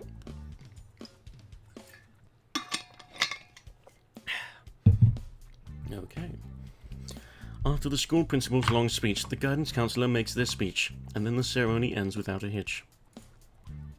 During the whole thing, the only thing I think about is alpacas. We return to the classroom and are dismissed after homeroom. How do the others see the situation? Nobody appears uncomfortable around the alpaca. Is this a gag? Is there a camera hidden somewhere? I look around the classroom, but I can't see one. What are you groaning about? Someone abruptly calls out to me after I groan. Yeesh. Oh, it's Shinazawa. No reason for you to be that surprised. Is something bothering you? Bothering? Yes, there definitely is. Really? Tell me about it. Should I tell Shinazawa the current situation? I do trust her to a certain degree, and it might be easier to solve by confiding in someone. But then, where should I begin? Oh, save time. Multiple choices. Okay, is that an alpaca? Isn't Yukari strange today? Do you like alpaca? I will say, is that an alpaca? That's an alpaca, right? I point at the alpaca as I say that. As expected, the question goes right over her head. Of course, if you said the same thing to me, I'm pretty sure I'd have the same reaction. Are you talking about Yukari? It seems like she's actually piecing together what I'm talking about. No, how to say it? Doesn't Yukari look like an alpaca or something? What are you talking about? Oh, I heard about this. You're on a date with Yukari at Alpaca Kingdom, right? Is this your way of boasting? No, that's not what I mean by it. I know you're an alpaca lover, but you shouldn't be forcing your fantasies on Yukari. Oh, wonderful. Yeah, you're right. Well, none of my business. As long as Yukari's happy, then I'm happy. I'm counting on you. Yeah, no problem. Well, I'm going home. Saying that, Shinazawa heads home. Alright, now that I have some advice from a friend, I should recess this? Not sure what that is. I appear to be the only one in this classroom who sees the alpaca. In fact, I feel like there's something I have to admit now. Yes, Jay. This man is indeed infatuated by alpacas. That alpaca really is. Kazuma, let's go home. Speak of the alpaca, and it arrives. Oh, this feels so weird. I can't even look at her. My feelings that I shouldn't just accept it. Damn it! And I can't accept that Yukari's an alpaca now. Struggle against each other. I was thinking of taking the Riverside path home instead of going to the bus stop. It'd be nice. I let out a hysterical yell, but yeah, if this is Yukari, then she would be my girlfriend, and walking her home would be the norm. Except, I can't accept this reality yet, so I tell a blatant lie instead. Oh, that's right. Sorry. Today, I have something I need to do, so I can't go home with you. Really? Yeah, so I'm sorry. But I need to get home. Really sorry. So I'll see you tomorrow. Not even waiting for Yukari's response, I grab my bag and scurry off. Turns out people start speaking quickly when they lie. I have a weird sweat as well. Even if she's in an alpaca state, it still feels like I might have hurt Yukari's feelings. In fact, I'm pretty sure I did. But I'm also at a loss. I haven't the slightest idea of what I'm supposed to do. Well, might as well head home for now. I sigh deeply and take the path back home. Now then, what to do? Of course, I have plenty of time since I have nothing planned. Might as well just take a walk. I take walks from time to time when I need to sort things out. While I'm scuffling around, I go over everything that's happened up to this point. Earlier, when it said, "Let's go home," I instantly wondered how I'd get an alpaca to fit on the rear bike rack. She's an alpaca walking all fours, doesn't that mean her skirt isn't revealing? Maybe it is, Cassius. I think you are quite right. Neither lengthwise nor widthwise seems possible. I might just have to tie it to the rack with some rope. No, wait. That would just be awful for the alpaca. But more importantly, no matter how I think about it, it's not about what's possible, or not right now. The circumstantial evidence points to only one answer. That's right. This alpaca could only be... Could only be what? What is it? I end up coming to school early again today. Seems like that alpaca really is Yukari. I have to accept it. It pained me to do it, but I sent her a message this morning saying I couldn't go to school with her. No, don't... You're making me feel bad about this alpaca now. Don't be mean. It's not just a simple matter of getting used to this situation, though. Is something wrong with my eyes? Or my head? Or has Yukari always been an alpaca? Like, has everyone else been fine with it, and I'm the only one who's perplexed because I thought she was human until now? Yes, it might be Kazuma's perspective. He might be the only one seeing her as an alpaca. We shall see. Hello, Freyna. Yes, you have missed some alpaca. The female has become an alpaca for some reason. We shall see what happens. No. It would just be too strange for an alpaca to be this immersed in society. I need to calm down. First, take a deep breath. Then analyze the situation. Alpaca. Artiodactyla mammal of the Camelidae family. Its scientific name is Vicugna pecos. Its Japanese name is Hitsuji rakuda. Okay. Hitsuji rakuda. They originate from the Andes in South America, and they were domesticated 4,000 years ago for their luxurious fur.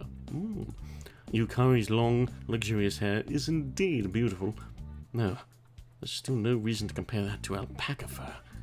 Yet, what is right in front of me is unquestionably an alpaca.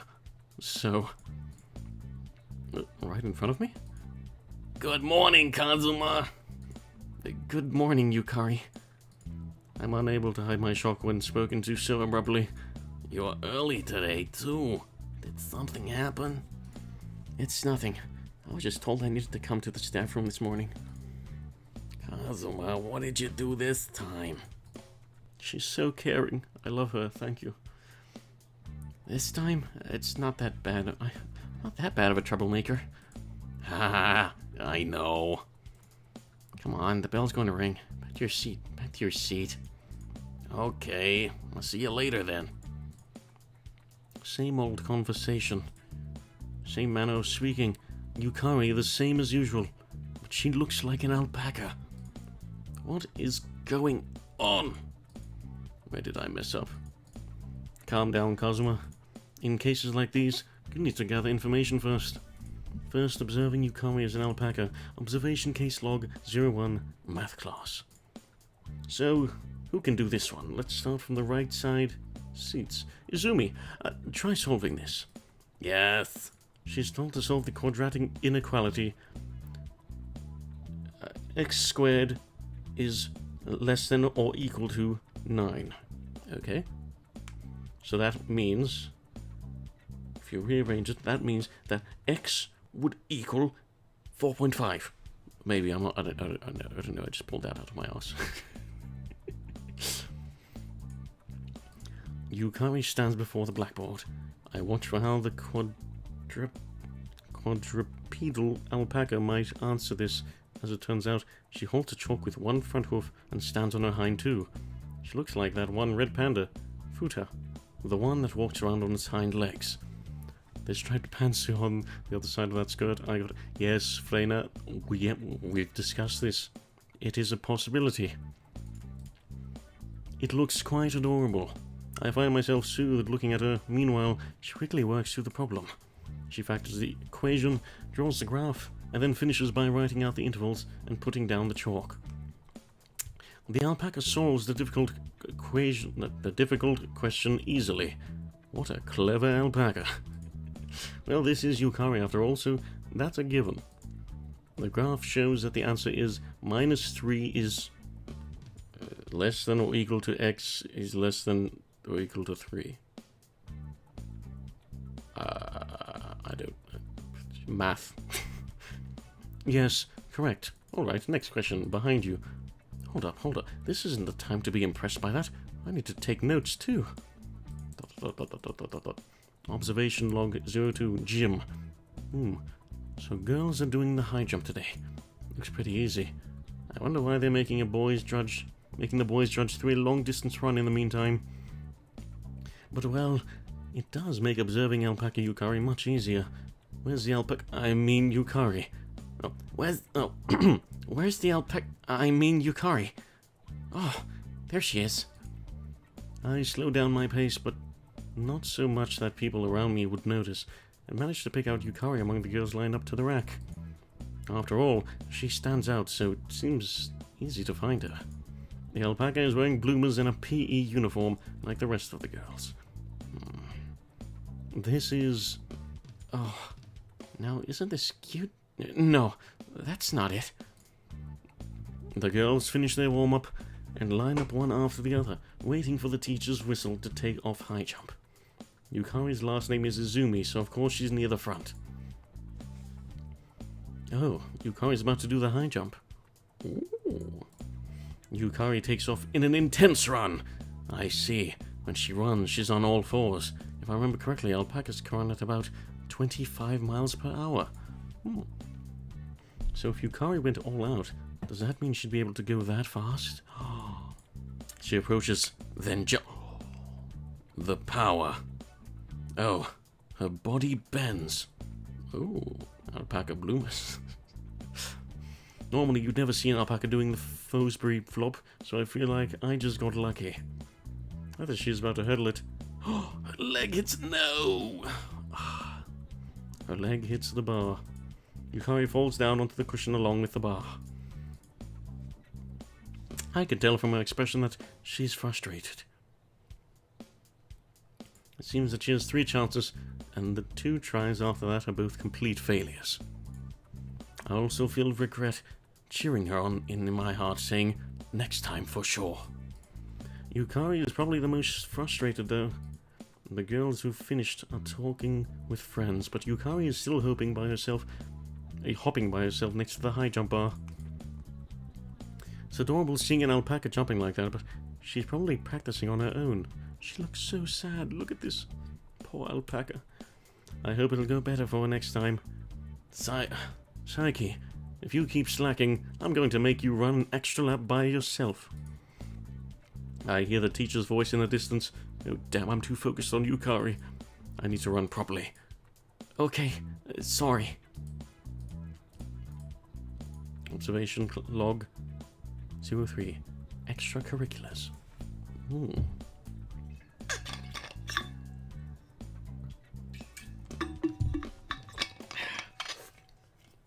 Okay. We have to stay after school to help with the festival preparations. Starting today, we're prepping for the school festival, so anyone who stays after school has a lot of work to do.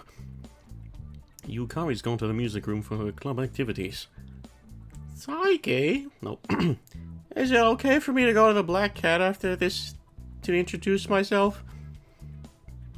Oh, about supplying the cakes when it comes time? Right. Sure.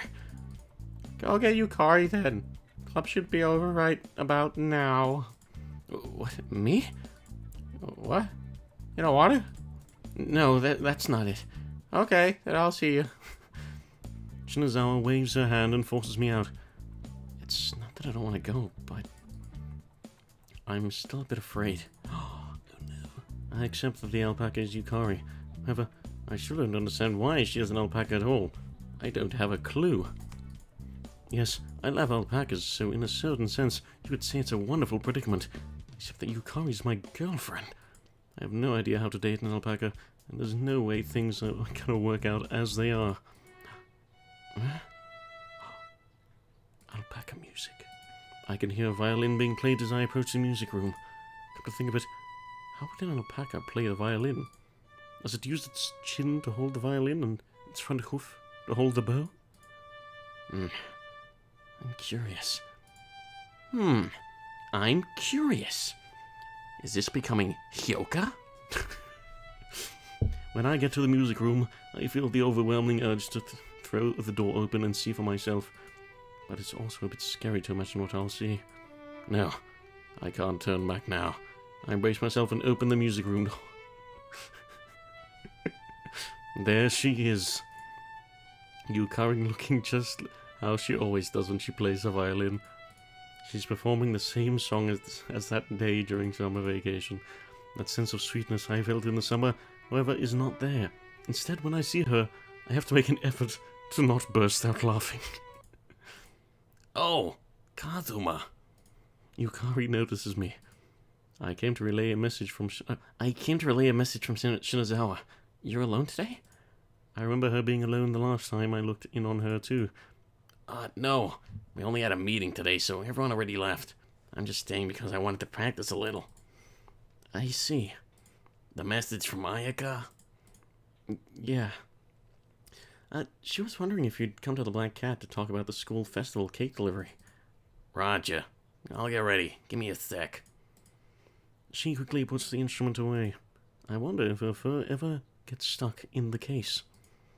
Judging by the amount of fur she has, she probably wouldn't get away with just a little sting if that happens. Oh no. Finished. Sorry for the wait, Kazuma. Her fur is also unscathed. Alright, let's go. We leave the music room and meet up with Shinazawa in the classroom. After that, we head off to Black Cat. We leave the music room and meet up with Shinazawa in the classroom. After that, we head off to Black Cat. Again? Okay. Hey, boss. Good evening. Oh, if it isn't Kazuma and Yukari. Good evening. Who would this be? I'm Saiki's classmate, Ayaka Shinozawa. Oh, she's in charge of the maid cafe. It's nice to make your acquaintance. I've come to discuss a few things with you, Mr. Mitaka. Kazuma has told me quite a lot. Let's have some drinks while we discuss things. Oh, I'll help out. Thank you very much. Thank you very much. Oh, this cafe au lait is so cute. Kazuma is pretty skilled at coffee art, right? Yukari turns the conversation towards me, except because she's sitting beside me, her fur is rubbing against my hand. Because of that, I can't focus on what they're saying. Kazuma? Yeah, I've always loved just adding a little touch here and there. Oh, so coffee art can be done anywhere? Well, it's all about how you pour the milk, so it's not possible. Okay, then I'm adding it to the maid cafe menu. No, that's so much work. Okay. That's fine, but it takes some time. I can't recommend it if you want a lot of customers. Then let's add it as a maid's coffee special and set it apart. I'm no maid. Not a problem, you're making it in the back so they won't know if it's a boy or a girl. Nice. It'll be fine if we have a cute maid bringing it over like Yukari here. That's not right. You're just as cute, Ayaka. Yeah, thanks for the flattery. How's the meeting going? The owner comes over after finishing the dishes. Yes, quite well. We'd like to discuss the cakes first. The owner takes his seat and our meeting promptly begins. I believe I've heard you're... I heard you've been needing 4 whole shortcakes, chiffon cakes, and gâteau au chocolat. Yes, I think that'll be enough. Doesn't your daughter usually make the cakes? Yeah, that's right. Mr. Mitaka has a daughter named Rio attending college. She helps out at the cafe on the side while going to school. Indeed, that is some business thinking, Freda. I began my part-time job this year at Black Cat because she was busy job hunting. Will you be alright by yourself? If not, I could come and help. It's fine. I'll be opening late and helping her. Okay then, I'll just leave it to that. I try imagining Yukari making a cake. I can only imagine her fur falling into the cake. The customers would probably get angry at that. Wait, when that happens... Eek, my apologies, my fur got into it. I'm such a ditz, teehee. Will they forgive her if she did that? No way. There's no way they would. Actually, you just can't do that in places you serve food. Alright. I'll bring the cakes that day. Are you sure? Certainly. I have a car, and... I can't nail this dude's voice. I have a car, and if you can get a few kids to help take them from the front gate, it should be fine. I'm sorry you have to do all of this. No. Cosmo is putting a lot of effort into this. It'll be a shame if no one to help. It'll be a shame not to help. Thank you, boss. Also, I'd like to discuss the cafe interior. I'm sorry, I've never been to a maid cafe, so I'm not sure I can be of much help here. Much help there. Oh, we call it a maid cafe, but it's really just a cafe with cute designs. I'll be very grateful if I could hear what you felt was important when you opened your cafe. I see. So, things like lighting, ornaments, and what music to play in the store. If you're trying to make it cute and make the light a bit brighter so the room looks generally... then make the light a bit brighter so the room looks generally white. Also, might be a good idea to put flower vases and bookshelves here and there. I see. That's quite useful. Shinozawa nods as she takes notes. Vases and bookshelves. Not sure where to get those. I guess I'll consult the teacher next time. Oh, Ayaka, I might have some at home. What do you mean by that? My dad is a trader, so he has quite a few things in storage. I'm not sure if they'll be good for the maid cafe, but it might be worth checking out.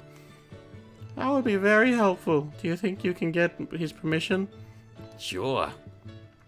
It's certainly too late today, so would you mind going with her tomorrow to check them out? She suddenly throws the conversation at me. Just me? You won't come? It'll be fine. You should also go there to greet her parents. What? How could she say that? It's true that I've never gone to meet Yukari's parents, but just wait a sec. If this alpaca's parents are alpacas too, then mean I've been mistaken up until now. That would mean Yukari has always been an alpaca, and my eyes have been lying to me this whole time. This might be a good chance to check. It's fine, Kazuma. My parents won't be home until late because of their work. Meaning? Meaning nobody's at my house, so it's just going to be the two of us, Kazuma. Kinky. That's not what I meant. The alpaca moves about in confusion, its face flushed. Every time she moves against me, her fur rubs and tickles my skin. Anyway, I'll check with Daddy. Meeting's over today, okay? Well, I asked about everything I wanted to, so we can end for today. Come on, let's go home, Kazuma. Yeah.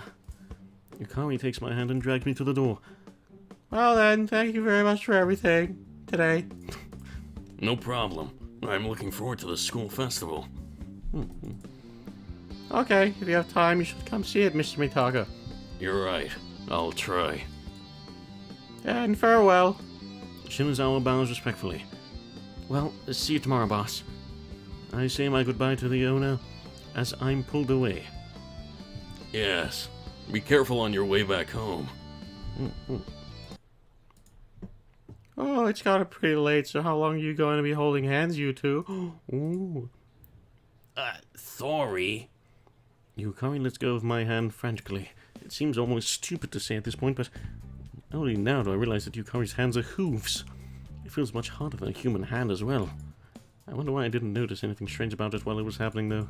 Oops. I need to make sure to write this down in my observation case logs. Observation case log 04, hand holding. So lewd. The hands of the alpacas are hooves, and are hard when you hold them. Okay, that should be all. I think there will end up being quite a few observation case studies by Saiki Kazuma. So, see ya. See you next week at school. I walk Yukari and Shinozawa to the bus stop, then head home. I wonder what awaits me later. I wonder what awaits me later. So on to the next day. After finishing my shift at Black Cat, I go to investigate Izumi's storage room. I say that, but no matter how I look at this... Miss Yukari, wouldn't this be called a warehouse instead of a storage room? It's that big. It's majestic. In the rear of the western-style main building is a structure which Yukari calls a storage room. The dated plasterwork on it speaks to its age. Well, that might be true, but I just thought they were the same, since both terms refer to a place to store stuff. Yukari is flustered. I've sort of picked up on the fact that Yukari doesn't like being treated as if she's upper class. So she doesn't like saying things that suggest she has a big house. Well, it doesn't matter to me. Let's go hunting. Okay. There's relief in Yukari's voice. She must have been worried I'd keep prying. Man, it's dark in here though. There are small windows near the ceiling, but they don't let in enough light. Here you go, Kazuma. Yukari hands me a small flashlight. Oh, thanks. Well then, let's look for something we can use. Yukari looks pumped, but you know, this place is just so damn big and dark that I have no idea where to begin. But, well, I wonder where to start searching. Oh, if I remember correctly, Ayaka sent me a message yesterday. Yukari checks her cell phone. Can she push those small buttons with her hooves? She can. How's she doing that? I can't imagine how she does it without pressing multiple buttons at once. I feel curious, so I go to her side and peek down at her cell phone. What did Shinozawa say? I keep talking to deflect suspicion. Kazuma. Yukari freezes up. Well, of course, I can't imagine anyone likes it when someone looks at their cell phone. Forgive me, Yukari. I can't hold back my curiosity. Taking a good hard look at her hand. My goodness. Observation log 05. Mobile phone. Alpacas have split hooves. What? Because they are pointed, they can use the tips to effectively press buttons. No. That sounds creepy. I really want to record this or take a picture. Something like this, maybe. Here it is, the message. Oh, yeah, we need to actually read the message. Please find something at Suits and Bait Cafe. If you're not sure, send me a message. I'm home all day, so I can reply pretty quick. What? Did I skip something? No, okay. Oh, no, I did. Well, why didn't you come with us if you were going to be home all day anyway? Calm down, calm down. Actually, there are no directions at all. Yeah, you're right. Well, we're going with white, so let's just try finding stuff that matches. Yeah, let's split up and search. I'll search the second floor, and so you search the first floor. Wait, no, why am I doing fucking Ayaka voice for Yukari? Yeah, let's split up and search. I'll search the second floor, so would you search the first floor? All that stuff should be locked up already, so I think it's fine. Got it. Let's just meet up in about an hour then. Okay. Yukari trots upstairs after saying that. Yukari and I can see everything. Yukari, I can see everything under your skin. There it is, boys. We found it. Unfortunately, it's nothing exciting. I can only see fur. She's going commando? Oh. Then again, I guess it's sort of exciting, but that's more in the sense of being fond of animals. Oh, this is not the time for that. I need to dig something up within an hour. Might as well start from the corner. There are old dressers, drum cans, and box-like things with Japanese-style designs that hold unknown contents. There are also Western-style tables, chairs, and plants, which I can only imagine were purchased recently. Actually, how would you put houseplants in a warehouse? Would they wither and die? Wait, maybe these are special types of plants that don't wither up. Anyways, the quality of stuff is very different compared to the storage room at my house, which is more like a shed. I suppose that's to be expected of a tradesman. Oh, you might be able to use this. What I find is a rather large grandfather clock. Heavy. I try to move it, but it is just too heavy. I managed to drag it to the middle of the room, but I can't imagine a girl being able to carry this. How do Yukari even bring this to the festival? Well, she could always call me if she needed the help. I am a buff stud. Goodness.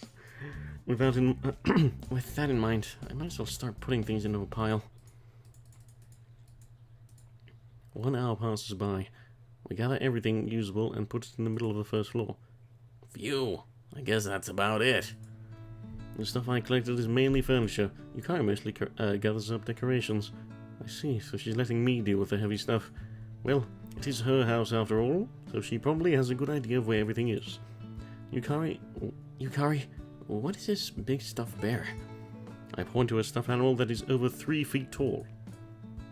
Oh, this? A teddy bear, isn't it cute? I've had this teddy ever since I was a child. This one even has a serial number on it. Whoa, special edition. She proudly puffs out her chest. Now it just looks like there are 2 stuffed animals lined up in front of me. A fluffy teddy bear and a fluffy Yukari as well. Of course, I can't tell Yukari that. By the way, there's a stuffed cat toy that's about the same size named Catpanion in her room. It's a present I gave her a while ago. Next are vases. We've been picking out white stuff mostly, but I think decorating with flowers will make it pretty. Yeah, sounds good. What were you able to pick out, Kazuma? Yeah, I picked out a grandfather clock and a clawfoot bathtub, but both of them are pretty hefty. Might be difficult to carry those. I'll talk to my dad about it. Think he'll use his car? Maybe. I'll ask him. Then we just need to send Shinazawa a picture to check over this stuff, right? Yeah, I'll send it right now. Kari takes out her cell phone and snaps a picture. After that, she taps away at the buttons, probably to send it over to Shinozawa. A thought crosses my mind at the moment. How could Yukari look if I took a picture of her? I guess it would be a picture of an alpaca? Or would it be a female human girl from my memories in the picture? I want to try this out. But what if seeing the truth in a picture traumatizes me again? I'm still not entirely calm in this situation. I have no idea how I'll end up if anything else happens. I'll try some other time, just not today. No, you should do it. What if he looks at past images? Would she have changed on the past images, or... With that excuse in mind, I gave up on taking a picture of her. Oh, she replied. Yukari finished sending the image while I was pondering that. This should be all we need. Send another message when you know how you're getting it over. Good job today, guys. She says. Yukari reads out the message. Well, I guess this means mission... Aren't you a bit tired? Have a bit of tea before going? Yeah, that'd be great. Yukari leads me to the Izumi's household. The Izumi's household's living room.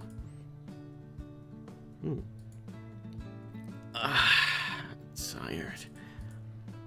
I sound like an old man, but I really am tired, so I can't help it. Yukari smiles at me and turns on the air conditioning. It's still pretty hot for being September. I'll bring you the tea. Should I help? No, it's fine. Just take it easy for a while, Kazuma. Alright, I'll do just that then. I feel a bit bad about it, but I'll take her up on that offer for now. Yukari heads into the kitchen and begins boiling water. It's this hot, yet she's doing hot tea. I would like something cold if possible. Yukari, I'd like something cold if possible. Ha ha ha! Of course. I won't serve it hot. I'll chill it with ice, so it'll be cold. Oh, so that's what you're doing. Jeez, don't scare me like that. After about 5 minutes, Yukari carries out cookies and tea on a tray. Observation case log 06, holding a tray. I thought she'd hold it with her front legs and walk on her hind legs. Instead, she only uses one front leg to carry the tray and walks on her remaining three. Interesting. How do you... Can an alpaca's arm lift up like that? I've learned something new about alpacas. Wait, no, the Yukari alpaca is the only one who does that. Regular alpacas don't live in human societies like this. Yukari alpaca. So, Yucapaca for short. Okay, here you go. We only have cookies for snacks. Yukari puts the cookies on and tea on the table. Thanks. For 30 minutes or so, we make small talk. But the only thing I can think about during that time is Yukari. So given you'll think about the person you're talking with, what I mean is, I'm thinking about the strange mystery of an alpaca living in a human house. Even if I'm not a veteran, I'm still an alpaca lover. I've certainly thought about raising an alpaca in my own house. But that's a dream that won't come true. On a related note, I sort of remember seeing on some site that you can buy an alpaca for about 1.5 million yen. I guess that's not relevant anymore, though. Is this how it feels to live with an alpaca? If you were to ask, I'd say I'm relaxed, but an alpaca is just too big. She probably eats quite a lot too, so it'd be about the same as supporting a fully grown man. Never mind that. Aren't her hooves scratching up the flooring? I've been checking around while talking to Yukari, but I can't see anywhere that is damaged. Hop. Yukari moves over to sit next to me. It's been a while since we've done this. Saying that, she pushes up against me. I don't feel hot because the AC is on, but if we were outside, I definitely would. Since I'm wearing a short sleeve shirt, I can feel my arms sinking into her fur. Oh man. What is this fluffiness? It's too blissful. Without thinking, I pull her close on instinct. I bring my hand around her neck, it's fluffy there too. This fur coat feels so good, I just want to sleep in it. Man, alpacas are the best. Kazuma. Yukari blushes so hard it seems like she's going to boil over. Oh yeah, I'm hugging Yukari right now. I'm not showing any reserve because she's an alpaca, but I'm certainly doing something quite bold right now, aren't I? But it feels so good, I can't just let go. Can I stay like this a little bit longer? I'll stop if you don't like it. Of course. I don't dislike it. It's just that my heart is racing. Seductive Yuke alpaca. Yes, Cassius? Then I squeeze her a bit tighter still. Come to think of it, I just realized I'm not picking up any of that particular animal smell that was everywhere when we were at Alpaca Kingdom. I wonder why. Is she wearing some sort of deodorant? Or is it that something is just wrong with my eyes? It's obvious that Yukari wouldn't have that animal smell because she's human. Hey, Yukari, do you bathe daily? Why would you ask that? Of course. No, Of course I do. actually. How about today? Oh, I did. I took one because you were coming. I see. So that's probably why she doesn't smell. Why would you ask something like that? No, I was just thinking that it smells like you. No, wait, what? Yeah. I do wonder why she's so flustered, though. If that's what you want, I would be okay with it. What's she talking about? She'd be okay with what? I want? What I want? What do I want? Hugging tighter, ask if she took a bath. If that's what you want, I would be okay with it. I think Yukari has gotten it completely wrong. No, not that. I take my hand off and spring back. Not like that. Yukari is shocked, but her eyes are still watery. No, it's pretty late and I need to go back home soon. It's about dinner time, too. I make up an excuse and bid her goodbye before I rush out of her house. No! Poor Alpaca. Why? So it feels like I've been doing that a lot lately. But well, it is pretty late. And it's about that time when her parents would be getting home. I send her a message and go home. Just like that. Wow. Let's see something.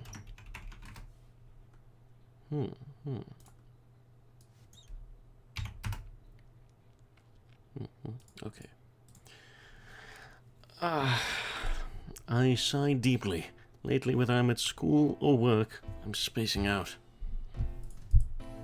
I now have over 100 cases in my observation logs, yet I still have no idea what I should do. What? You say I have too many?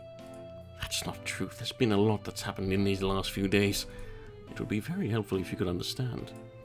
In any case, here I am in Black Cat Cafe, wiping down the dishes I've washed, and my mind inadvertently wanders towards the issue of Yukari being an alpaca. Kazuma. Yes, what is it? You've been wiping the same dish for quite some time today. No, some time. Is something wrong? Oh, sorry. You've been so out of it lately. I'm sorry. I can only apologize. I made a lot of mistakes yesterday and the owner had to fix them up. Are you feeling unwell? You look quite fatigued. If you're that busy with school festival preparations, it's fine if you don't come to work until it's over. Well, that's part of it, but I'm not sure how to say it. Is something on your mind? Yes, something is, but I'm not sure how to explain it. I see. Well, everyone has worries from time to time. That's how life works. The owner is always kind of dependable. I've never heard him complain. So, even you have worries, boss? But of course. You ever had a time you worried about others not understanding you? Of course. What should you do during those times? Like, when your set of values is a lot different from other people's? I'm not sure the phenomenon of my seeing Yukari as an alpaca could be called a difference in values, but it's all I can think of. Sense of value. Well, that's quite a problem. The owner folds his arms as he ponders. I think it's given for others to have different sets of values to begin with. Meaning? Every person has a different idea of what they think is valuable to them, right?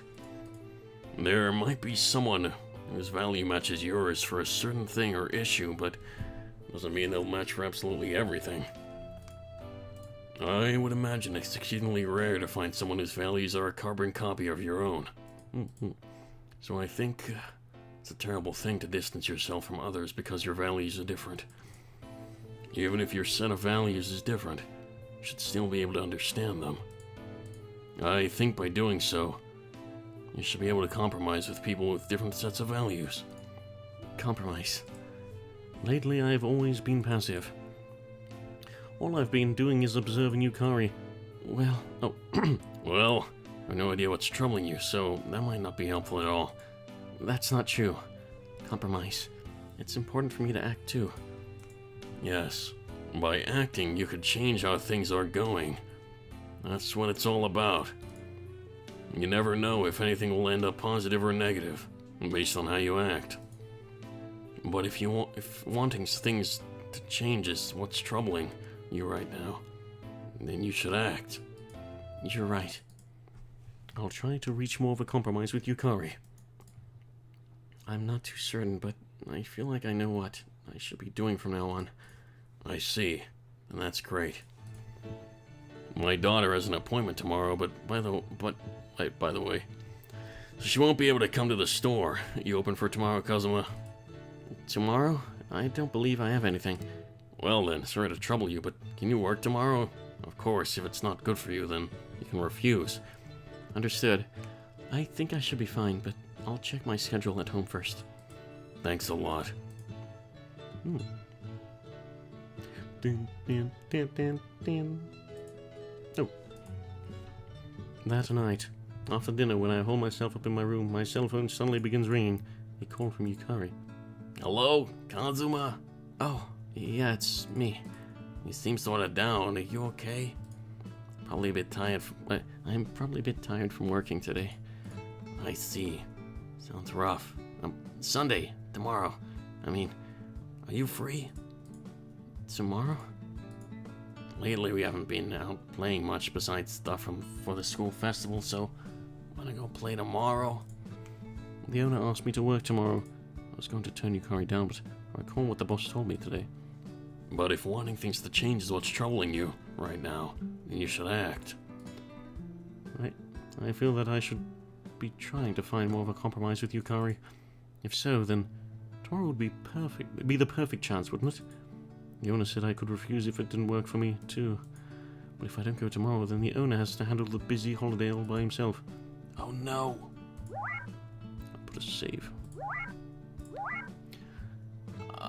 Yes. I think I will go out with her tomorrow. Got it. Let's go out tomorrow. Yeah, it's been a while since we've gone out. Looking forward to it. Kari's tones becomes brighter. Has it? Then would 11 o'clock tomorrow be good? Just fine. I'll be at the usual spot. Anywhere you want to go? So there's a movie. Now get this. I want to see it, and I have advance tickets. What movie is it? How will you see? It's the Made in Abyss movie. Oh, I'd love to go see that. Whoa, her saying that she has advance tickets makes me wonder what she planned to do if I had turned her down. Oh no. Would she invite me on another day? Or would she have gone with one of her other friends? No, wait, maybe Yukari's inviting me because she already made up her mind about something. When that thought crosses my mind, I suddenly can't help but feel it's true. Okay then, good night. Yeah, good night. We say our goodbyes and I end the call.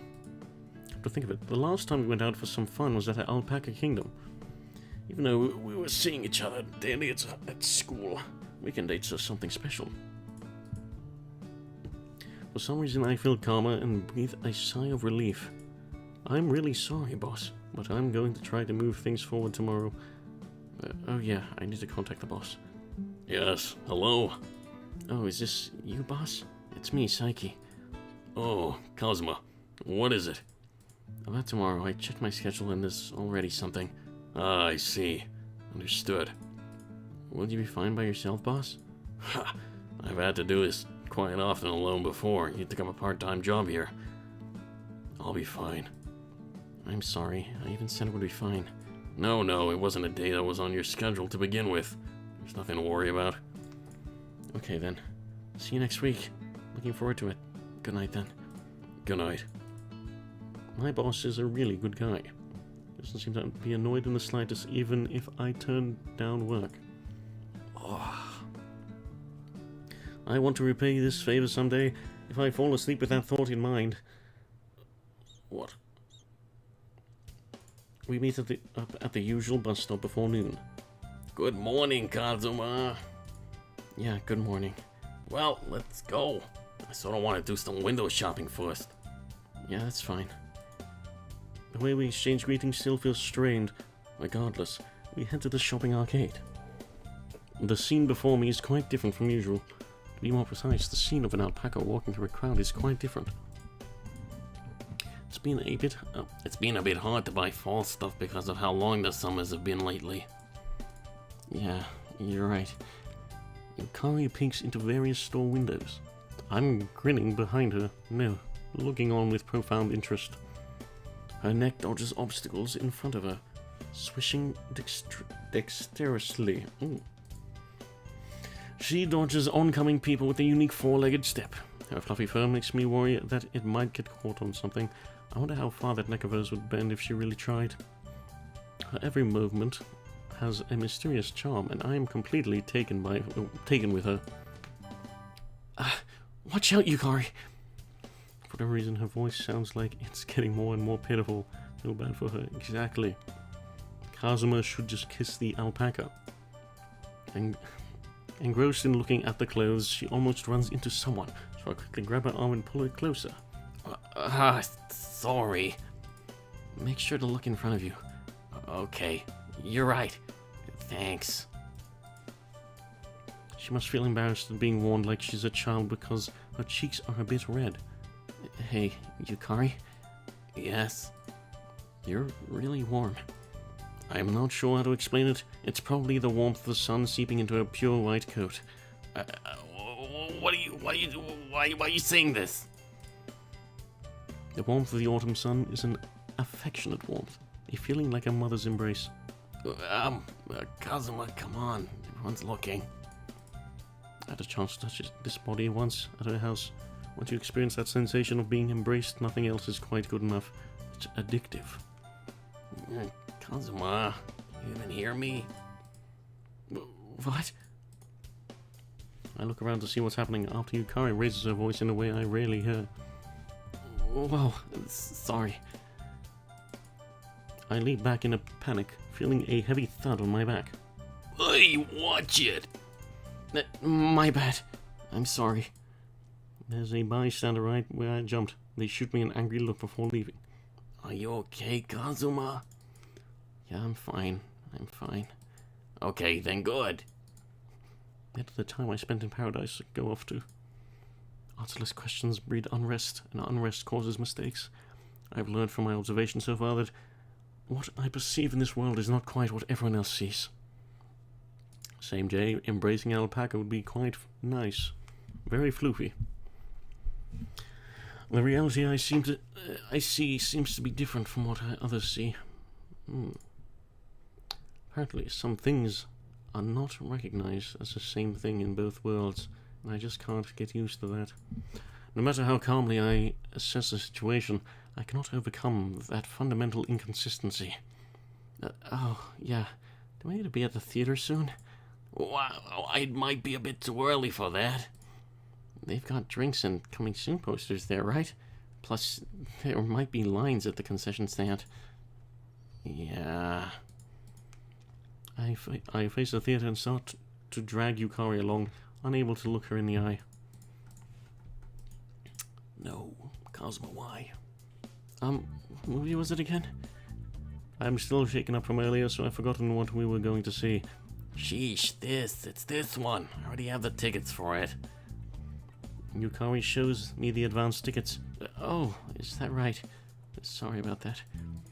No worries. After all, it's the movie I said I wanted to see.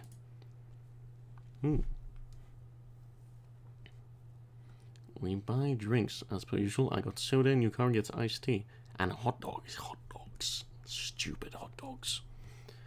In place of lunch, take our seats, watch the movies, and relax. I'll hold them back. Get out of here. What are you doing? There's no reason for both of us to die here. I'm glad to have met you. No. I'm glad to have met you, Lord Alpaca. Whoa, crazy. The acting in that movie was phenomenal. It's a dull French movie, or something like that. I feel like I'm going to fall asleep quite a few times during the movie, but I make it to the end, I think. I stretch and hold back a yawn when Yukari turns to me with a devilish smile. Kazuma, you fell asleep partway through, didn't you? What? No, I didn't. I wasn't asleep. I heard you snoring. Snurtkin. Seriously? That's strange. I thought I only had a small gap missing from somewhere in the middle of the movie. That was only a brief moment. My restlessness gradually recorded, but what followed was an intense sleepiness. All the stressing I've been doing lately might be interfering with my sleep quality. So, you did fall asleep. I thought so. Hey, that was a loaded question, no fair. Even though I keep my calm when talking to her now, it's still hard for me to look her in the eyes. We watch couples pass by the fast food restaurant, walking while snuggled up together, like we had been earlier.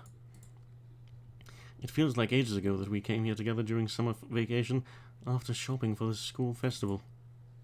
Phew. I feel slightly bitter, looking at these couples that look how we used to look. Even now, we should be enjoying our date like those couples walking in front of us. I close my eyes, trying to recall my days with Yukari. Kazuma, what's wrong? Oh, sorry. I was just spacing out a bit. Reality doesn't change.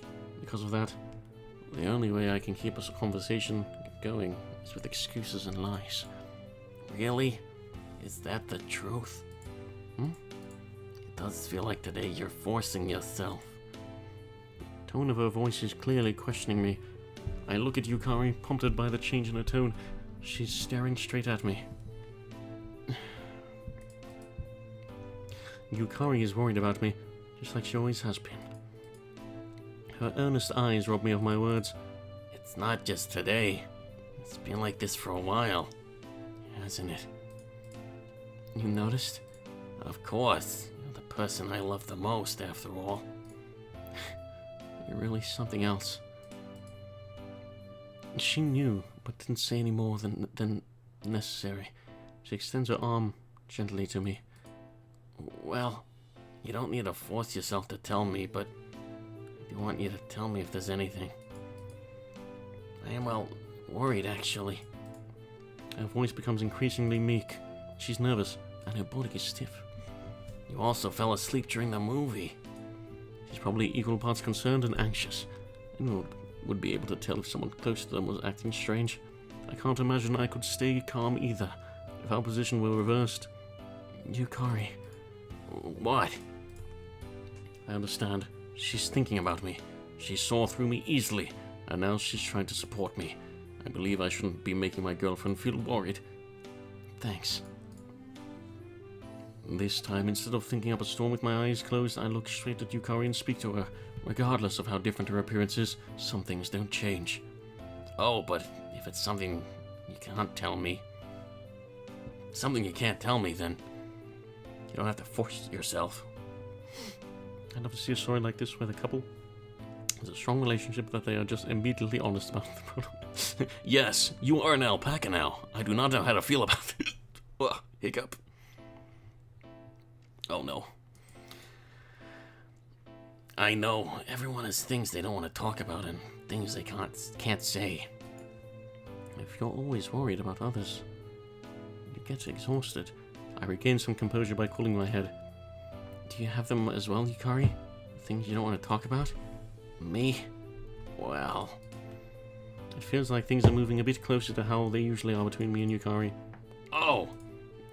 You do? Well, it's not something I can't say, just... But... It's fine, though the way you said that makes me curious. I'm curious! Yeah. Since she's acting like it's pretty difficult for her to say, I always also feel tense. Actually, never mind. What?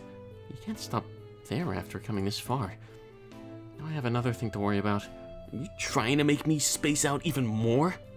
Cringe? Goodness. That might have been a dirty way to say it, but I can't help being curious.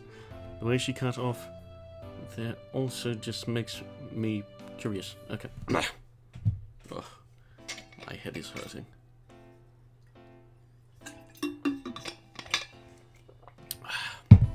Talking non-stop for so long gets to you. It's not wrong to feel this way, right? Right? I got it, I'll say it. I lied to you. Huh? Light? I'm jolted. Hearing that troubling word. Well, you weren't snoring at all. Snoring? Remember when I said you were sleeping at the theater? Oh. So far off from what I expected, rather. It's a startling turn. I'd totally forgotten about it until she mentioned we had that conversation. Why is that something you didn't want to say? Because it's something you do when you're asleep. I'd be embarrassed if I snored. I know, right? Kazuma is just being so mean to this alpaca. We shall see how this turns out, Cassius. And yes, Jay, cringe. Because it's something you do when you're... Because it's something you do when you're asleep. I'd be embarrassed if I snored. I thought if you knew I lied to you about it, you'd be hurt. You haven't been looking very up lately. Illness starts in the mind. This girl worries about me with her beautiful tenderness, straining herself over such a small thing. With that big fluffy body of hers. That's why I laugh out loud. To begin with, I hadn't worried about that in the slightest. That's so mean, you're laughing. No, it's just... it's just so like you. I couldn't help myself. Sorry. She always picks up on the small things. That's why she ends up reflecting on her own actions so much. She finds reasons to be worried too easily.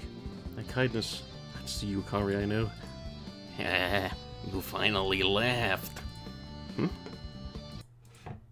Thank goodness. I was really worried because I haven't seen your smile lately, Kazuma. Oh, I see. Thinking about it, she may be right.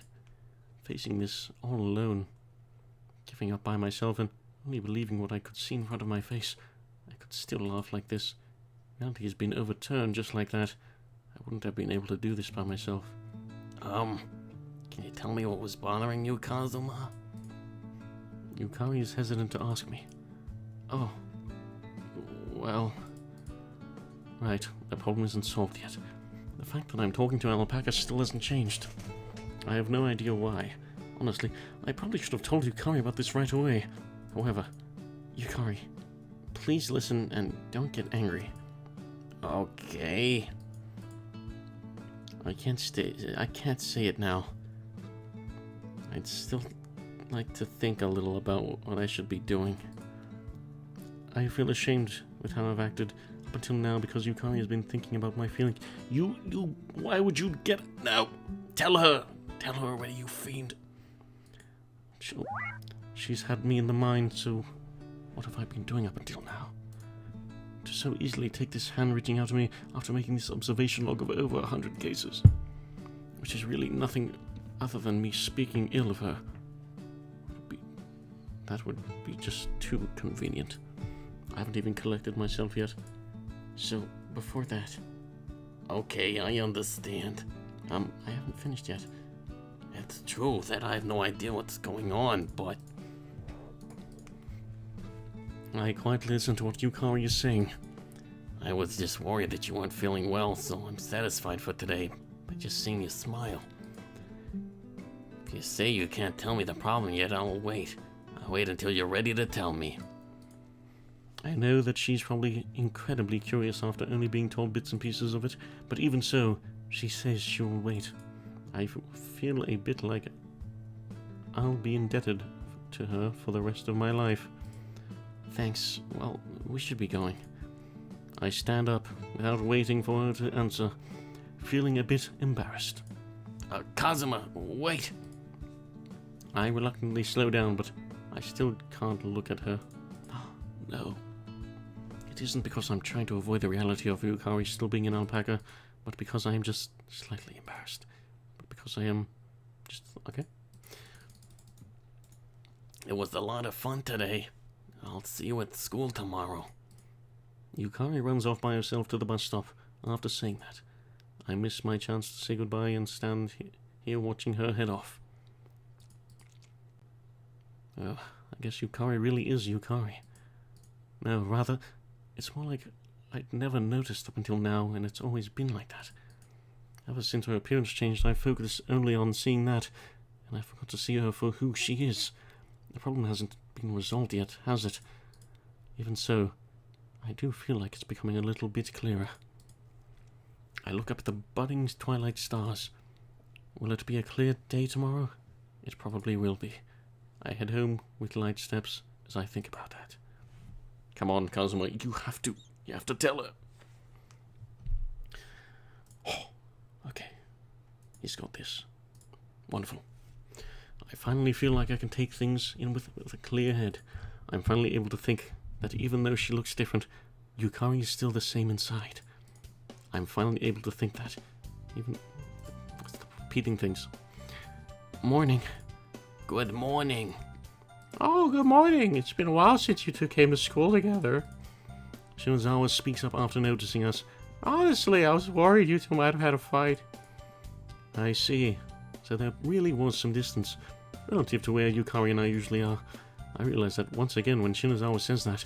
Sorry for making you worry, Ayaka. Oh, it's just fine. More importantly, next week's a school festival. We're going to show some spirit in preparing for it. Yeah, but of course. I know, right? It isn't goofy, but I want... He needs to tell her, and they need to make up.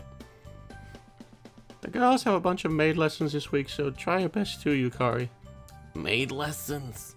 Yeah, they cover everything from how to greet customers and decorate the orders from our masters to writing words on rice omelets. I hope I'll be okay.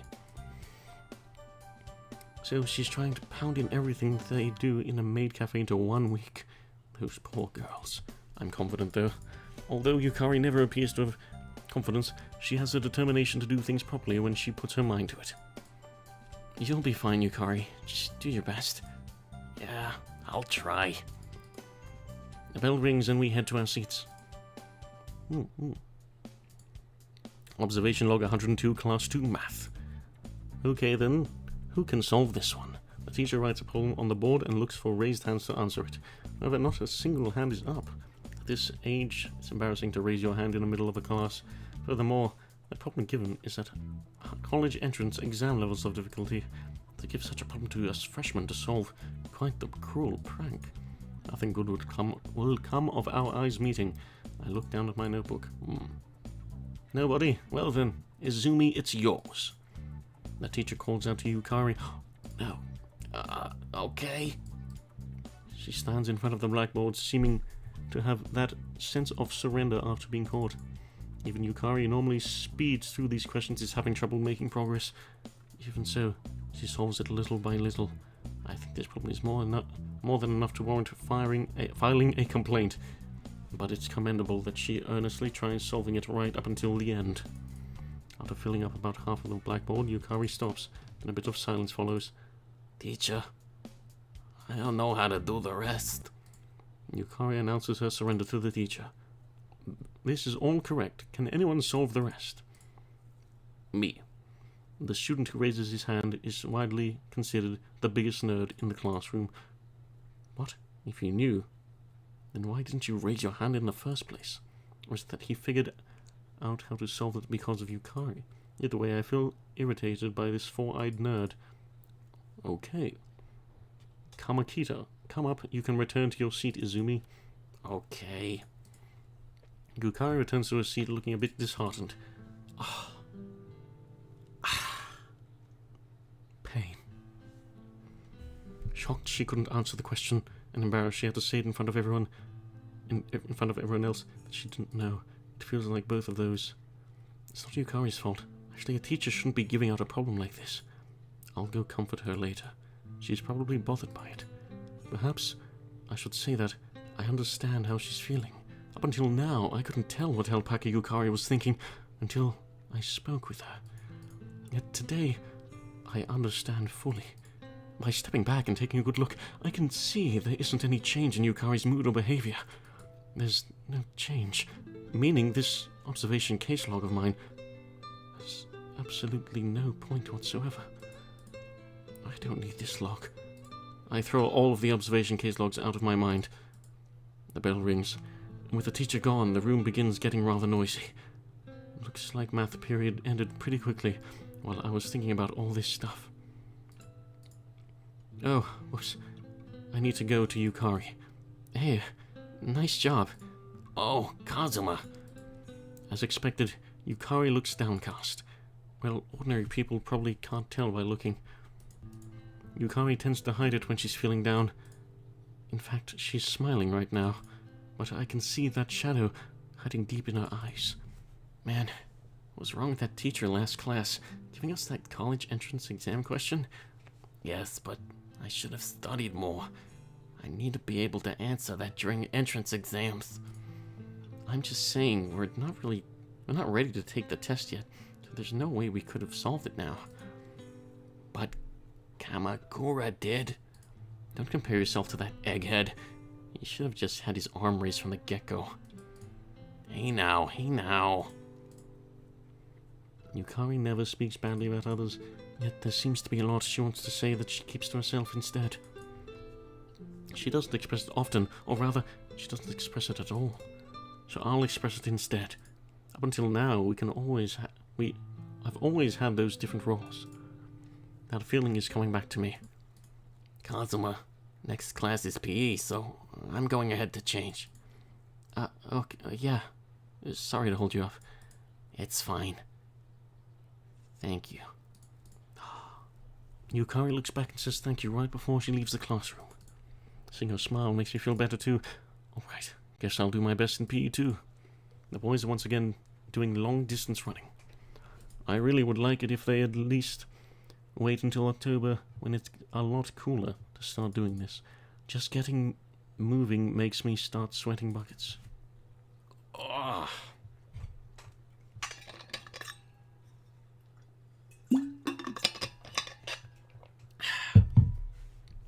I pray for God to bring rain when we have to run a long distance, but he never answers my call.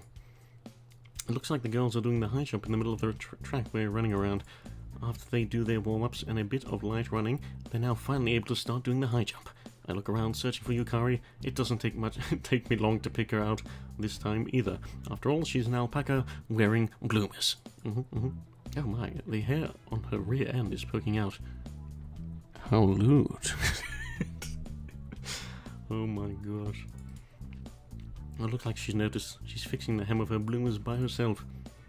Okay, let's start from Watanabe today. Looks like they are going up from the bottom of the roll. That means Yukari will be near the back. Last week in PE, Yukari wasn't able to complete a single high jump. I hope she can get over it this week. I'm finally able to surpass one of those walls in my own life. First person finishes, then the second, then it's finally Yukari's turn. I can tell, even from this far away, that she's tense. It sort of feels like I've caught that tension and I straighten up as well. Yukari starts off.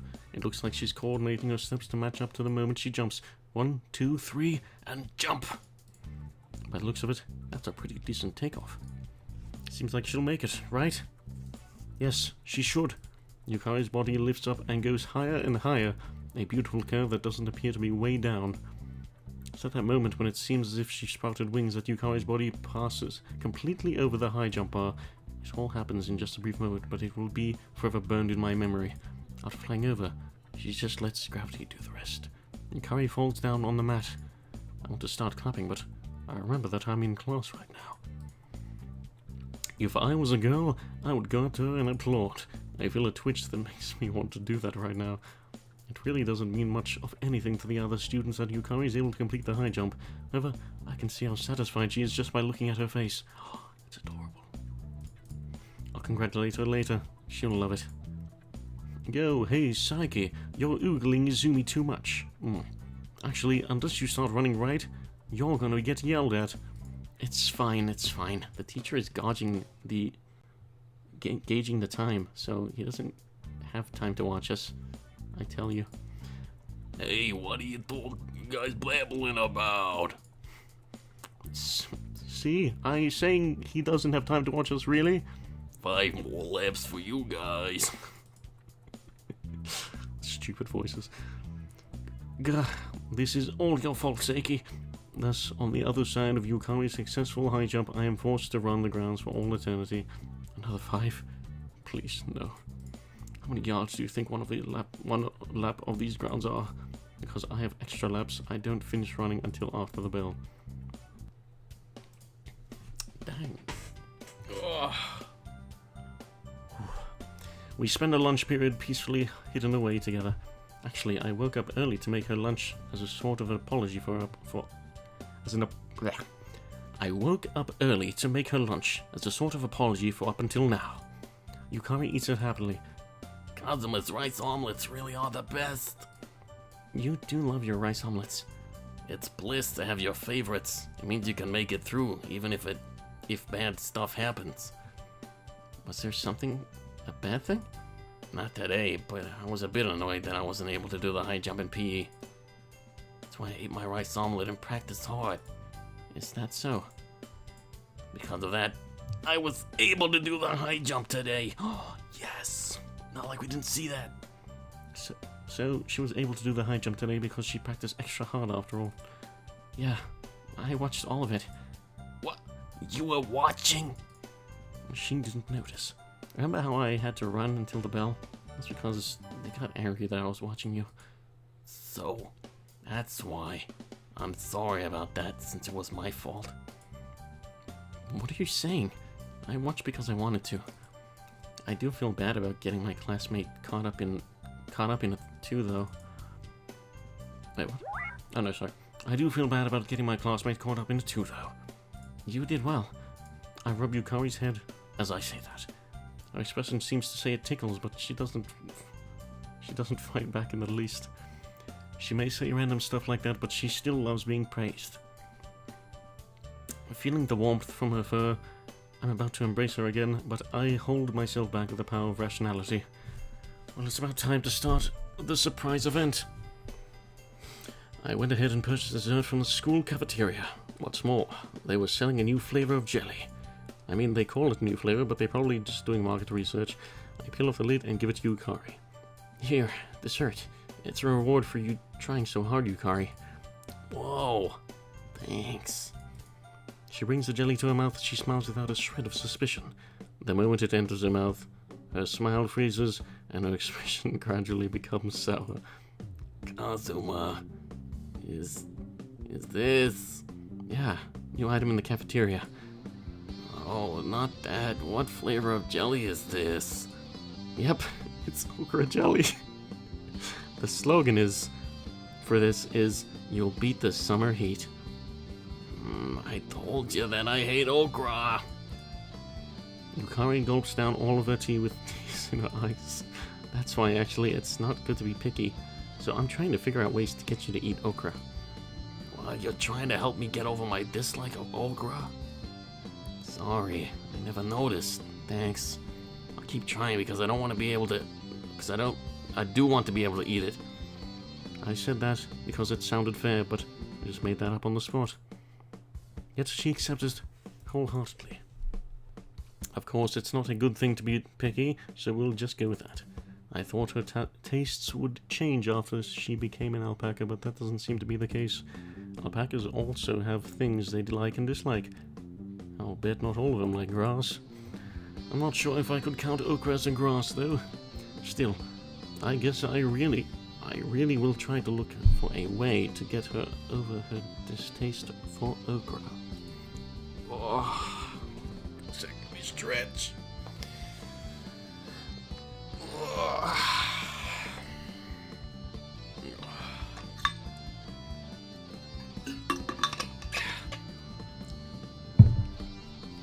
Man, Yukari's just too trusting.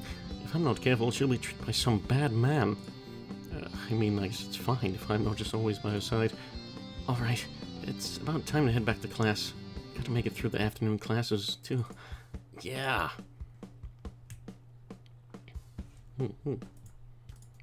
With less than 1 week until the school festival, there are piles of things to get done after school, like designing the maid cafe and practicing serving customers.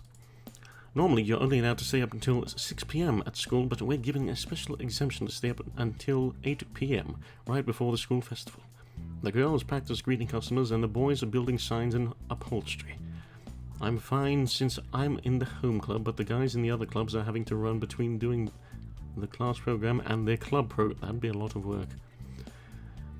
Yukari is in the orchestra club, and they'll be holding a small concert on the day of the festival. So after practicing greeting guests for an hour, she has to rush straight to the music room. I'd like to help her out if I could, but boys can't wear the maid clothes. I have to be in the back on that day too. I have to be in. What? Why are you repeating it? Alright, that should be enough practice for today. Good work, everyone. Phew, tired. I never imagined practicing a smile would be this tough. Seems like the girls are done with their customer reception practice. The fundamentals of a maid are smiles and service. Shinozawa is quite motivated when teaching. It's amazing that even though it's difficult training, not a single girl wants to quit partway through. Is this part of Shinozawa's magic too? Tomorrow will be rice omelet writing and cake decoration, so good luck, guys. All the preparations are good enough for today. Boys, it's getting along pretty well, so no problems. The boys start cleaning up too after hearing Shinozawa speak. They put the fabrics and other stuff for the interior away in storage, and they are ready to go. I should invite Yukari along to go home. Her club should be over by now. I pick up my bag and head for the music room. The violin once again. This sounds different though. The soundproofing of the music room allows me to hear only a faint trace of the violin being played. Oh, she's playing a different song than usual. One I've never heard. I open the door ever so gently, thinking they might still be performing. If they aren't done, then I think I'll head back alone, so as not to bother them. Peeking through the crack, I can see Yukari. I search around carefully for others, but there is no one else. It seems the club is over. Finding peace of mind, I open the door all the way. Yukari looks over at the entrance when she notices the sound. Oh, Kazuma. Good work in your club. I was thinking we could go back home together. Oh, okay. She has a troubled expression for a moment. Could it be she has something she needs to do after this? No, that's not it. This expression probably means, do you still want to practice? Yeah, this is the song we're playing at the school festival. It's new. I'm just not used to it yet. There's less than a week left, so I sorta want to practice a bit more. Hey, do you mind if I stay and listen? Finally, Kazuma, you did the correct thing. What? If you're playing at the festival, there's going to be guests watching, so wouldn't it be better if you got used to that tension? Also, I simply want to listen to Yukari play the violin. I know if I straight up tell her this, she'll be too embarrassed to let me listen to her play, so I stay quiet. Okay then. Just for a bit. Yukari bashfully readies the violin. In that moment, her expression changes. She has a focused expression on her face. She breathes for a moment, and then begins playing. I probably just witnessed the moment when she goes from normal Yukari to serious Yukari. See, she said she's not used to it, but from what I'm hearing, it sounds like she's able to play it elegantly. However, she isn't satisfied with her own playing yet. The evening sun spills in and bathes Yukari's body in light. That spectacle is absolutely beautiful to me. No, this isn't a sensation that can be summed up with just the word beautiful to me. It's like Yukari is shining. This is certainly an alpaca in front of me. However, it's Yukari. Closing my eyes as I listen to her play, I recall what it was like up until last month. What is the difference between the sound then and Yukari's sound now? No, suddenly there is none. That refreshing melody is the same as Yukari's from back then. This heartwarming sound, this is Yukari's music. The reason I talked to Yukari in the first place was because I was drawn in by this music. I really do love Yukari. I love this girl before me. Are we getting to the festival? I think we're in the final act, boys. Nope, never mind. Day before. The day before the festival. Saturday is normally a day off for school, but we go early to prepare for the festival the next day. Now we can see the fruits of our many labors, many days of labor, finally taking form. From the crack of dawn, we're busy in preparation for the opening of Maid Cafe Manin, the name of our mock store. The entire class is frantic, engrossed in their work. The boys are changing the curtains, arranging the desks, and creating a simple prep room in the back of the classroom. Hey, this divider cloth wasn't cut to the right size. What? It should be measured to the right size. This isn't one of the curtains. My bad. Sai, come here for a second. What is it? I rush over when Shinozawa beckons. Can I put you in charge of the quasi kitchen? You'll be in charge of it tomorrow, so you can set it up to make it easier for you to use. Roger. Roger. Hey, guys, I need some help. I call for some guys and start working on the kitchen. I'll go see how the costumes are coming along then. The girls are assembling their outfits in another room, and Shinozawa leaves to check on that. Alright, let's get to work. It's a classroom kitchen, so there are only a few things we're allowed to take in there. What we have prepared for this is a mini fridge, microwave, kettle, kitchen knife, and cutting board, amongst other things. We would have set up a water dispenser as well, but the idea got cut. It isn't so much a budget issue, as nobody knows what we would do with the thing after the festival. Understandable. It would have made things so much easier since it dispenses both hot and cold water, but since it isn't good for the school, we can't do anything about it. I plug in each of the appliances and check to see there are no problems, but while doing that, I noticed something else. Hey, there aren't enough outlets for these. The kettle, microwave, and refrigerator all use electricity. It's fine when we aren't busy, but switching out of the plugs when we're full is going to be a problem. Hey, don't we have a splitter? We do, but I believe all of them are being used. Can you go and see if I can borrow one from the student council? I think it might be a bit difficult to petition for another one right now, since all of the cables we're borrowing from the class, were from the student council to begin with. Why are you angry at me? Boys shouldn't be. We're in a bind. Our only choice is to go buy one. Looking at my classmate next to me, I remember something. It might work. Hey, isn't your house pretty close to here? Yeah, it is close. Do you think we can get an extension cable from your house? I think there's an extra, but I don't think I should be ducking out of school. Could I just bring it tomorrow? It's true that he can just bring it tomorrow, but I really want to leave tomorrow open for bringing in the raw materials. If something goes wrong, we might not even be able to open up the shop. Sorry, I really want to fix this by today. I'll go check with Shinozawa. After saying that, I head towards the classroom they're using to put their outfits together. A girl's shrill cry can be heard from within the classroom. Cute.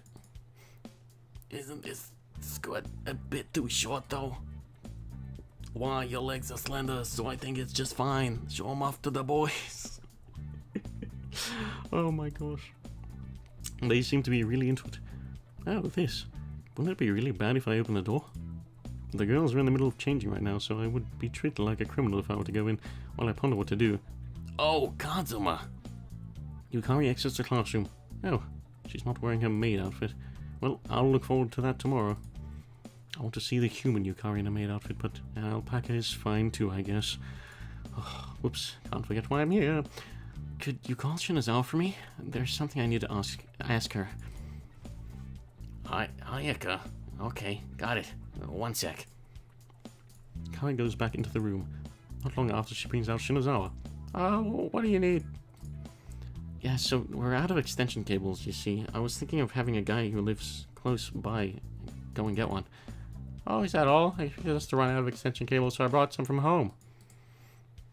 I am beyond impressed and into awe. Yukari, you know the red box on the podium? Yeah, I do. Take him to it, please. The extension cables are in there. Much appreciated. There's a bunch of other stuff in there. Use what you like. Yeah, will do. Okay then, I'll go back to putting the costumes together. She quickly heads back into the classroom after saying that. Well then, let's go, Kazuma. We return to the classroom and acquire the extension cable. Then Yukari's phone rings. Hello? Oh, Daddy. Okay, got it. I'll go to the schoolyard. Your father? Yeah, he asked me to go to the schoolyard because he's here. Alright, athletic club, we need your help carrying stuff. Alright, let me... Alright, let me at it. Oh. The athletic club members, who usually have nothing to do all summer but laze around, are contributing by carrying in the furniture. Oh, you put the bathtub in the corner of the classroom? Can you put the stuffed bear in it? Yukari hands out orders as things are brought in. I had no idea how we were going to pull this off when a truck that looks like that of a moving company pulled up, but once we divided up the load, it wasn't that much of an effort. Looks like we'll be fine just leaving it up to Yukari. I might as well go back to setting up the kitchen. No, Jay, I will not say that again.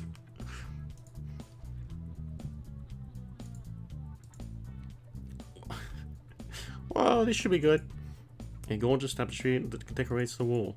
It looks much more like a maid cafe when we swap out the plain cream-colored curtains for white lacy ones.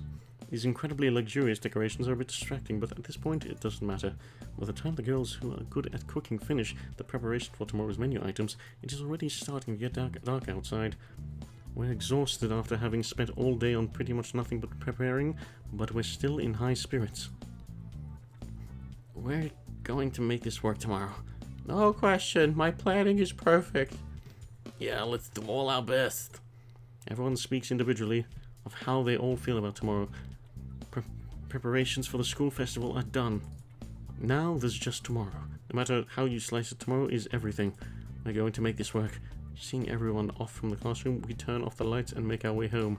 I'm looking forward to the school festival tomorrow. I think we're in the final act. We have to be. It's all been leading to this. Hence, therefore, while it may be difficult for students, as their duty remains the pursuit of knowledge, however, the establishment philosophy of our academy also blah blah blah. So the success of this school festival, managed and administrated by the student body, guides you towards greater independence, and with that, in the near future, you will enter society as ooh. The principal's long pointless speech goes on from the crack of dawn into forever, but not a single student is listening. His long speech finally ends and the students are released from the gym auditorium. It's 8:30 a.m. now. Our cafe opens at 10. We need to perform a final preparation check before then. Girls, go to the dressing room and change. Boys, run a final check on the menu. Buy any drinks we're low on. On Shinazawa's signal, everyone checks on their assigned tasks and the girls go to change. Her leadership skills are amazing. I check to see how the coffee maker is doing and check on the drinks in the cooler. As long as the boss and his daughter bring the cakes, I'll have fulfilled my responsibilities. Hey, Kazuma. Someone taps me on the back. Turning around, I see Yukari in her maid outfit. Yeah. Look at that. Honky donk, but donkey donk. Right there. How is it? Yukari blushes as she inquires. How to express this? It's certainly cute, but it's as if it's from an art exhibit. Like it was donated to us from some art museum. Seemingly responding to my silence, Yukari's expression starts to turn worried and gloomy. Just save. Ooh. Dang. Gotta sleep. You watch. Okay, Cassius. Have a nice sleep. Cute. It really suits you. I follow up frantically. She still seems displeased and puffs out a bit. So what was that pause there? I was taken with you. That's not how it looked like to me at all. My cell phone rings, saved by the bell, literally. Looking at the screen, I see it's from my boss. Yes, hello? Is that you, Kazuma? Could I have you bring a few people to the gate? Got it. I'll be there soon. So it seems my boss brought the cakes. I need to go. Oof. Okay. I don't want to keep Mr. Mataka waiting. Good morning, Rio boss. I give the boss and his daughter, Rio, a greeting. Morning. Good morning, Kazi. Long time no see. Well then, here's the 12 boxes of cakes. We've already cut the cakes into 8 slices each. Is that alright? Yes, that helps a lot. I thought I'd have to do it myself, so it saves me the trouble. We're thinking of popping in later. You do your best running the cafe. Okay. Well then, we'll be off. They return to their car and head back to the Black Cat Cafe after saying that 12 whole cakes. They probably woke up early just to make them. We have to do this right. Alright then. Let's divide the load and carry them to the classroom. Got it. Treat the cakes with care. I have no idea what Shinazawa would say if they were fudged. We really want to hurry, but we walk slowly so as not to drop the cakes. Hey, can we eat these cakes too? They did say if there was any left, we could split it up and give it to the staff, actually. Seriously, I can't wait until after the festival. That's as if there is anything left. No, that's if there's anything left. Okay. The time is 9:50. We finished the last dress check, and now we're just waiting to open the store. Well then, let's do our best today. If we make a lot, we'll throw a big party. Oh. Everyone feels the same. It's been 1 whole month. We've invested all that time in preparation for the school festival. That's why we're going to make this work. The Shaikoki Private High School Festival is now commencing. Clapping comes from everywhere. Saikoi Private High is definitely a college prep-style school, but for today the student body is filled with the festival spirit.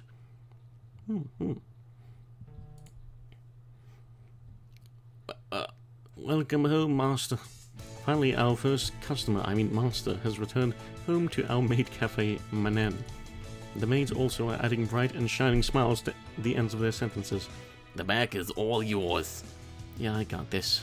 You're not wearing a maid outfit? But you wanted to see it? I'm supervising for the whole day. Is that so? Well, if you want to see me in a maid outfit, yeah, you should come to the winter festival. Oh, there's a festival in the winter? I'll go if I have the chance. Order up 1 each. Rice omelette meal and chiffon cake set. Hot milk tea and ginger ale. Our memorable first order comes as Shinazawa and I talk. Well then, do your best. She says and sprints off quickly. Oh, look at this. She's holding the cake. That is adorable. I steal glances into the shop as I prep my first order. Welcome home, Master Mistress.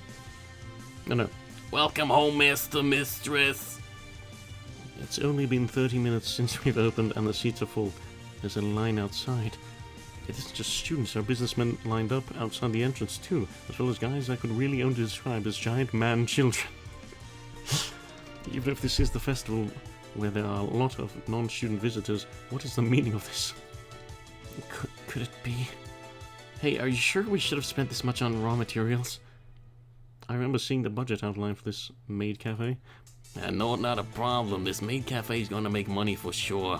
I made sure to properly advertise it.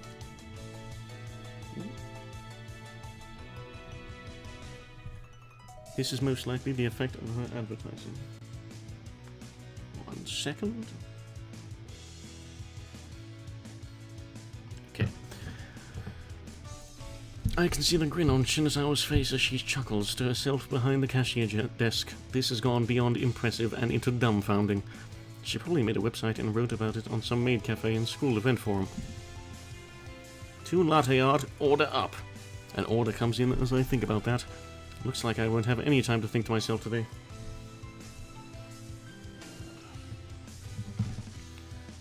Type 1 second.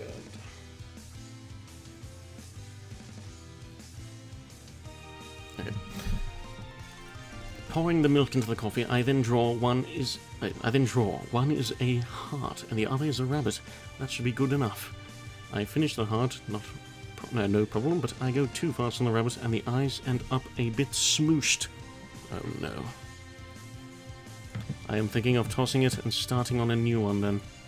A new one when... Oh, come on, the master is waiting. That's good enough. Saying that, she takes the cup of messed up rabbit to the front. Oh no.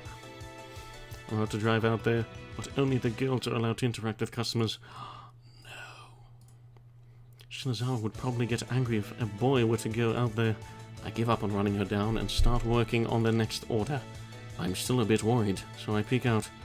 My apologies, master. My hand slipped while I was thinking about you. Should I go fix it for you? No, it's fine, it's fine. This is just proof that you care about me. In fact, this is totally a rare item. You're so full of kindness. You're amazing, master. Girls are amazing, or should I say, frightening. When I think that, my eyes meet with that girl's. Her expression seems to say, see? I look around for Yukari, wondering if she has started acting like that, but it turns out she's working the cash register. I await your return, master. Yeah, I'll be home later. Yukari, may I shake your hand before I go? Oh, hey, who said you could be fresh with my girl? My rage begins boiling up. Don't bother holding this guy's hand. Yukari is troubled. Hey, what do you think you're doing, bro? One of my classmates delivers a flying kick to that master as I ponder if I should step in. That certainly looked painful. Bro? Because you keep doing stuff like this, they call you the Prince of Perverts. Show up some restraint. This doesn't count as sexual harassment. If it's shaking their hands counts as sexual harassment, then how bad off are those 48 idol girls? Oh no, AKB48. How old is this? Is this current? That's official business, so it's fine. Our shop doesn't have that kind of program. Now, princess and princesses, time for relaxees. Who are these cringe individuals? You're right. This isn't something that should be done in the store. Come on, Prince, let us walk these to the next stand. Yeah, it's time, it's limited after all. Well, then we shall take our leave, Z's. Give it your best shot, Z's. Yeah, counting on you to watch after the Prince of Pervs for me. It became pretty quiet. Became pretty quiet after the noisy pair leaves the store. Sorry about that, Yukari. My brother has wronged you. The student bows her head to Yukari. It surprised me, but I'm fine. You too. If you're not doing anything, then help out. Okay. Sorry. The commotion was finally over, but master after master makes his arrival home. I peek out, but the line isn't shrinking. Rather, it's getting longer and longer. I can't even see the end of this line from before. I made a signboard that says end of line here on it, but I can't even see that. It's like it's going straight down the stairs. Hey, Kasuma, what are you doing just goofing around? You need to help too. Whoops. This isn't the time to get caught up in worrying about the line or Yukari. There are things here that I have to do. Hey, are the rice omelets out of stock? A student peeking into the fridge asks me. I believe all we had were in the fridge. There aren't any in the cooler, are there? Nope, none. Only drinks in there. The boy answers after checking the cooler. Oh man, it's still only 11:30. Running out of supplies, and it's not even noon yet. Doesn't this seem a bit bad? Oh damn, I need to grab all the menus and put sold out stickers on them. Order up. 1 rice omelette meal with ginger ale. Speak of the devil. Actually, we just ran out of rice omelets. Can I ask you to pick up all the menus while we're going to apologize? Oh, is that so? I do wish you'd tell me about that stuff sooner. In spite of the annoyed tone of her response, she still goes to the master. Really, that's a big help. Also, I'm sorry. With how fast things are moving, though, will the food we have left be enough? Well, we'll cross that bridge when we come to it. The time is 1:30 p.m. After the rice omelets, all of the sandwiches sell out. It looks like the staples sell out at lunch. Also, it's long past time to change shifts, but the store hasn't settled down. What is going on? We even planned for extra staffing during lunchtime to help increase the turnover rate. Now that we're past the rush, a few people can finally take a break, but as a committee member, I can't leave with them. There won't be anyone coming to relieve me for another half hour. Our class is split up into 3 shifts for this, by the way. In general, 5 maids, 3 kitchen staff, and 1 each of a liaison and sign flipper. Order up 2 cake sets, 1 shortcake and 1 gâteau chocolat, both with iced tea. Roger. Oh, Yukari. I hail Yukari as she goes back to greet customers. Yes? Aren't you tired? You should take a break too. I'm still fine.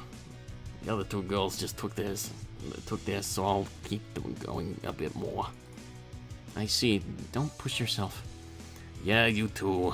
Let's go see the festival later. Oh, yeah. That's right, I forgot, since I'm glued to the maid cafe, but the other classes are doing different kinds of stands as well. Stuff like haunted houses, mazes, crepe or takoyaki stands, and the like. A lineup where one could easily play and eat to their heart's content.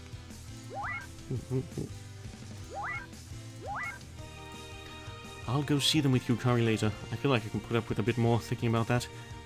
Yukari, can you take my order yet? I hear someone calling Yukari's name from far off. Okay, will do. We'll see you later. Yukari speaks up, then goes to the master's side. He said the outfit makes the maid, but the popularity of her cafe is just incredible. Yukari seems exceptionally popular, even amongst them. Yukari, can you get me mine too? Yes, I shall do so right away, master. Hey, Yukari, take a picture with me. That would... Photography is prohibited within our store. We ask for everyone's cooperation in maintaining the atmosphere. Quite a few of these masters are trying to cop a feel on the maids. In these cases, Shinizawa acts as the manager and throws out a lifesaver, so I feel pretty relieved. Though she should wear a maid outfit if she's going to be out on the floor. Is this some kind of intentional thing? How long is this maid cap? How long have we been doing this for 3 hours? What? Okay. The time is 3 p.m. Yukari and I haven't gone on break yet. I'm used to working, so I'm fine, but this might be too much of a burden for the girls. I do want to give Yukari a break soon, too. Excuse me. Are those cakes the last ones you had in the back? Yeah, should have been. And we can start taking the ones from the show window displays. Yeah, can you leave 1 slice at the display and bring the rest here? Got it. Yukari trots over to take the cake out from the show window, just as she brings it over to the kitchen. Eek! She stumbles over the chair and falls. In that moment, the cake crashes on the floor in a mess. There's that gag with the 3-second rule, but in this case it's not even funny. The masters nearby notice as well. Jade, this maid Alpaca's got you acting up? Fancy. I'm really sorry. I'll clean it up right now. Yukari is panicking. Shinizawa shows up and begins cleaning the floor, but it has already left a bad impression. I'm sorry, Ayaka. If you have time to move your mouth and work. Okay. Master, were your garments ruined? Shinizawa asks a nearby master. Oh, I doth be fine. Most importantly, thus thine maiden farewell. She appeareth most weary. Your kindness is most appreciated. I didn't understand a thing you said, but whatever. Come on, Yukari, apologize. Yes, I'm sorry. Yukari stops wiping the floor down and goes to bow to the master. Yukari is probably at her limits now. Now we have one more problem. We are now down to 2 whole cakes. The booths are closing in about an hour, but with how things are right now, 16 slices will be gone in an instant. It's certainly painful to have lost a whole cake. Can't even make anything right now, because others are using the school kitchen. No, it's too early to give up without at least seeing if something can be done. I should try going over. Shinizawa! I call out to her from behind the kitchen drop curtain. Yes? Only 16 pieces of cake left. Order up 2 cake sets, both gâteau chocolat, one with iced coffee au lait, and other with oolong tea. Gotcha. 14 pieces left. Will it be enough? Honestly, we're going to sell out at this rate. So I was thinking of going to the school kitchen to see if they can make something for us. You're right. There's nothing to lose by going and checking. So Go ahead. Alright, then I'll be off. I'm counting on you. I'll be back. I'll be in the back to help then. Roger. I run from the classroom with the apron still on. Our class is on the second floor. The school kitchen is on the corner of the first floor. Yes, what is it? Actually, we have a maid cafe going on right now, but a few of the menu items ran out, so we're wondering if we could make a few things here. I plead desperately, bowing my head so much I might as well be groveling. I'll beg if that's what it takes. I'd like to let you use one, but look. She shows how things are going on inside after saying that. There are the cooking club members in the middle of the teaching... Right.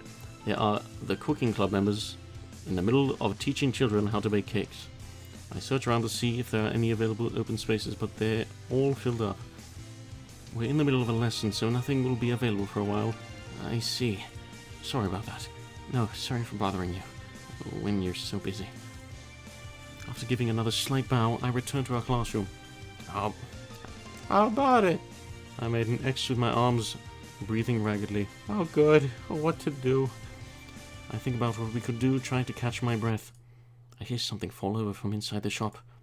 Eek! Izumi! Izumi! Oh no. What? Yukari. What's wrong with Yukari? I look out to the floor in a panic. When I do, I see Yukari collapsed in the middle. Boys aren't supposed to be out in the open, but in a situation like this, even I can't be bothered with the rules. I quickly dash over to Yukari. Yukari. I call to her, but she gives no response. Saiki, take her to the nurse's office. I know. I head towards the nurse's office, holding Yukari, still wearing a maid outfit, in my arms. On my way there, students and parents look at me with a perplexed gaze, but that doesn't matter to me at all. I believe this is a light case of anemia. Like what I'm getting right now. Oh, is that so? It's likely built up fatigue from preparing for the festival and the day itself. She should wake up after resting for a while. I'm so glad that she isn't actually sick. After leaving Yukari to rest in the nurse's office, I return to the classroom, but it seems that Shinozawa is being sensible and says we both can just take off. Water time?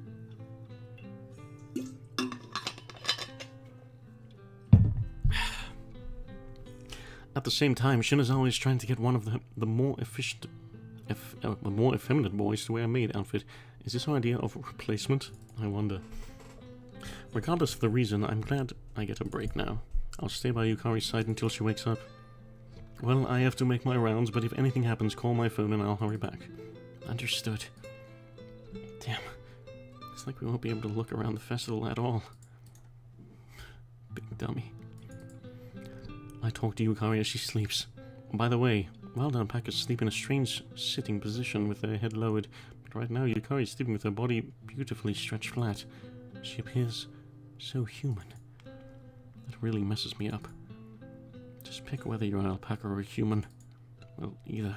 Yukari's cute. The nurse's office door busts open. I thought the nurse had come back, but it's a girl wearing our school uniform. I feel like I remember her being in the same orchestra club as Yukari. Is Yukari here?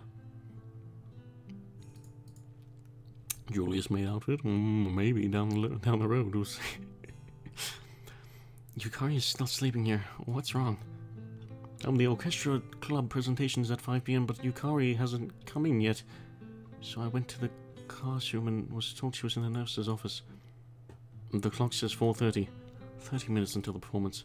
Now that she mentioned it, I remember Yukari saying the orchestra club is having a concert during the school festival. Would she be able to go in this condition? Well, let's try waking her up. Yes, please. I stand next to Yukari and call out to her. Yukari, your concert is in 30 minutes. She shows no reaction at all. I shake her a bit. Yukari, come on. Do you really not care if you don't wake up? She really isn't responding. It's fine. Please don't force her to wake up. But poor Yukari looks so very busy with both the club and class program. It's even more of a reason. She practiced that hard, so she wants to go. The band member cuts me off without listening to the rest, and she speaks. That's why it sounded like she was trying too hard. Yukari's melody. Yukari has always played with such a long, blissful melody, but she hasn't been doing well lately. She's either tired or worried or something, so we cut her solo. Oh, no. I didn't know that. Yukari hadn't told me anything about that. Last time I heard her playing in the music room, it didn't sound like that at all. Could it be that she wasn't sounding good during club? We'll be able to perform this time, even without her. All that'll happen if she goes on stage now is she'll be traumatized and left with bad memories. So letting her rest is in Yukari's best interest, too. At least that's how I see it. I got it. Can you tell Yukari that when she wakes up? Also, could you comfort her? Got it. I'll be going then. She bows and leaves. I return to Yukari's side and sit down. Of course, Yukari is still resting. It's definitely my fault you're not in your best condition. Why didn't you tell me anything? I could have helped out if you'd said something. No, that's not right. She never complains about things herself. It's my place to pick up on it and force her to rest if need be. She was clearly exhausted in the maid cafe today as well, but did her best and said, I'm fine. I should have made her rest then, even if I had to drag her by the hair and risk pulling it out. Not just today, even through all this time up until now. Preparing for the school festival, practicing for a club, and she has a lot of homework when she gets home too. In exchange for keeping my grades up, I'd like to join the club. That was what Yukari proposed to her parents. It'd be impossible for her to relax if she filled up her schedule like that. Then there was my attitude on top of that. Of course, she'd be worried and depressed, being avoided that much. There's no way she could have talked to me about her problems. You've really been keeping everything inside. I stroked Yukari's head gently. Her body squirms like that tickles her, but it doesn't seem like her eyes are going to open. What am I doing? I'm her boyfriend. I never noticed. It's too late to notice now after she collapses. I want to hit myself. I'd just make Yukari sad if I did that. Come to think of it, something like this happened before. Yes. That was a snowy winter. The time I was preparing for my entrance exams. Yukari's school of choice was a school above this one, where you'd be able to go straight into college. No, it had been decided for her that it was her choice. She studied day in and day out. Her stress piled up and she couldn't even play her beloved violin. You okay, Izumi? You're not looking too good. Really? It's probably because it's so cold. I'm fine. I'm worried and constantly asked her, but she was persistent in saying she was fine. Then the day of the exam, Yukari collapsed in front of the testing site. Oh, no. Stress and exhaustion were the causes. Instead of being worried for their daughter, her parents blamed her for missing out on her first choice. No, come on. That's why I told them they needed to take better care of their daughter. Yeah, the future is important, but if she collapses now, then she won't have a future. Man, I was so dumb back then. Barging into someone's house and yelling at them. Of course they tossed me out. But because of that, I was able to start dating her. They were able to start studying together at my first choice, Seikoi Private High, which was Yukari's second choice. To be clear, it was more like she taught me. But we both were able to get into this school. Yukari pushes herself unless I catch her. She tries twice as hard as others, so she's not able to curb herself. Wasn't it my duty to make sure she didn't push herself too hard and apply the brakes for her? Pathetic. What? Yukari wakes up. I look at the clock. It is 7 p.m. All the simple cleanup is done and everyone is probably at the bonfire now. It's dark out. What time is it? 7. Yukari. Kazuma. Hey, what happened to me? Why am I in the nurse's office? I calm her down first, then brief her on what happened up until now. I see. So everything's over now. Sorry. Looks like we couldn't see the festival together. No, it's fine. There's nothing I really wanted to see. Yukari stares at me. It feels like her gaze can see right through me, and I reflexively turn away. Kazuma, lies are no good. You really wanted to see everything, didn't you? So she knows I was lying. Well, didn't want to, but I'm more worried about you. Yeah, I'm sorry. I need to go apologize to everyone in the club, too. Yukari laughs mockingly at herself. What will you do? Will we show up to the bonfire? Oh, what to do? But it might feel a bit awkward just showing up right at the end. I see. I don't think anyone in the class or in the club would be bothered by that. Well, she herself is bothered by it. Hey, Kazuma. What is it? I want to go to the roof. Be nice to breathe in the fresh air. Got it. Well, let's go. We leave the nurse's office and head for the roof. The wind feels nice. Yukari stretches. That makes me stretch as well. Being this late, it's gotten pretty cold. That means summer's all but over. For the record, September is considered fall. Just saying. That's true. We fail to continue the conversation past that and fall into silence. Kazuma, you know, there's something I felt like I had to tell you, but I've kept quiet about it all this time. It's too late now, but my solo part in the performance was cut out. Then what the girl from the orchestra club said is true. I intended to try my absolute hardest, but it looks like the intent was all I had. Tears well up in Yukari's eyes. I feel worthless. Nothing is going well. I'm trying my best, but I can't do anything. I've nothing to show. That's not... Even today, I collapsed partway through the maid cafe. I couldn't be at the concert today, and I'm doing nothing but causing problems for everyone. That's not true. I was going to say it, but I have nothing to say that could prove her wrong. Yes, Yukari collapsing today caused a lot of problems for everyone. However, isn't that my fault for letting Yukari's life end up like that? If I'd been more attentive for her needs, then this wouldn't have happened. I feel so tired now. I can't take it. I can't take it. Yukari's anguished voice rings out. I try so hard, yet everything ends up badly. Is it not enough? How hard do I have to try? She's endured and endured and endured. Now she's unable to stop the flow of emotions over how much she has endured. What can I do for her? Now, isn't the time to be thinking that. My girlfriend is crying in front of me. What can I do for her? Yukari! I raise my ovies. I raise my ovies. I raise my voice over Yukari's to cut her off, then embrace her tightly. Kazuma, I'm sorry. It's my fault. I should have been watching you better.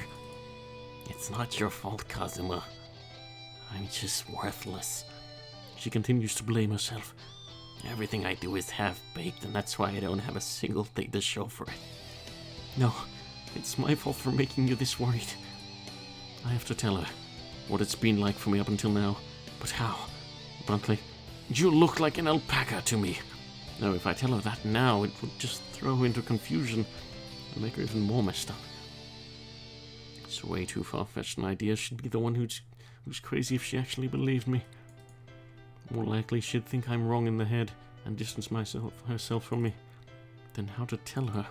Do I even have the right to stay at Yukari's side after pushing her into the state that she's in right now? I can only imagine that by staying with her, there'll be a chance I make even more unhappy. A chance I make her even more unhappy. I'm quickly losing confidence in myself, yet I take one step forward. I have to tell her. I realize the hand embracing her look. I release the hand embracing her. Look Yukari in the eyes and speak. You have to save. Oh, what? What is this first option? The second I can't do that. It's impossible. I see you as an alpaca. I have to say it. Yukari, you look like an alpaca to me. What do you mean? Yukari doesn't seem to understand what I'm saying. It's the same reaction as when I talked to Shinozawa about it for the first time. It's natural. At the time, I was just blown off, but that isn't going to be the case this time. I need to explain this properly. I mean, right now, standing in front of me, you look like an alpaca. Alpaca meaning those animals you love? Yeah, exactly. What do you mean? I don't understand. Looks like Yukari's never thought she might look like an alpaca before. Could be that she was always been an alpaca, and I have finally been able to recognize that she is one. But this response completely dashes that hope. Do you mean you love me as much as alpacas? Yukari's trying in her own way to work out what I mean. That isn't right, though. This isn't me trying to say something in a roundabout way. It's something much, much more simpler. No, it's not right. Well, it's true, but that's not what I mean. You see, No, Jay, I would never leave her. I grasp for words that would convey the proper meaning, but at the same time, I feel that no words will bridge the gap in understanding between us. There is a long, continuous silence. Neither Yukari nor I know what to say in this situation. The bell rings, signaling that the bonfire is over. That note feels like it's a signal. The end of our relationship too. What? The mood is heavy. Let the crack a joke to lighten this unbearably heavy mood, but Yukari speaks first. I'm not sure what you mean by that, but I understand what you're trying to tell me. I'll try to believe that you're telling me, but I have no idea how to take it. Of course, nobody would know how to respond to being told they appear as an alpaca. There's no way to perfectly express what your eyes see. You don't like me anymore, Kazuma. No. No, that's not it. That's not it at all. So, you love me? Of course. What about me did you fall in love with? I feel perplexed by this sudden question. What I love about Yukari. Honestly, I want to say everything, but I understand that's not what she wants to hear from me.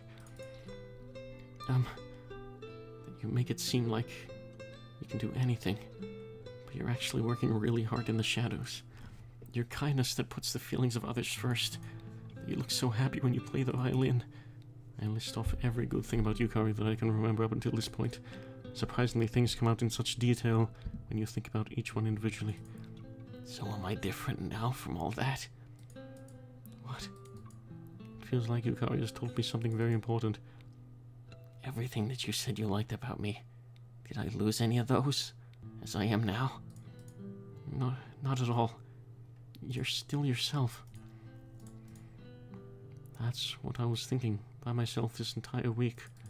Yukari is still Yukari, even if she looks different. So you mean you love me, even how I am now? Oh. I didn't start loving her because of how she looked. Kazuma. Yeah, no question. I love you. From now on to forever. That makes me so happy. I love you too. That's right. Yukari is who I love. Regardless of whether she's human or an alpaca. You're my girl. Kazuma. I reach over to Yukari and hug her tight. Yukari, you're warm. You are too. I'm not seeking out the warmth of alpaca fur this time. I just want to embrace Yukari. The autumn night is a bit chilly. The intermittent breezes make us shiver, but if we stay like this, we'll be fine. Although that's just an excuse to hold her, Yukari and me. Hand in hand, a warm future most likely awaits us. Gazing into Yukari's beady alpaca eyes, I make up my mind. From now on and forever, I'll live my life with this alpaca that is Yukari. A few years later, you take her to have and to hold from this day forward, for better and for worse, for richer or for poorer, in sickness and in health, to love and to cherish until death do you part. I do. I do. By the power invested in me by the Almighty Father, I now pronounce you husband and wife. Yukari. Yes. Wait, Kazuma.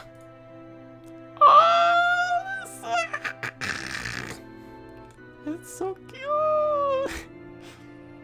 It's remarkably a fine day in June during the rainy season. A shower of flowers dance in the wind.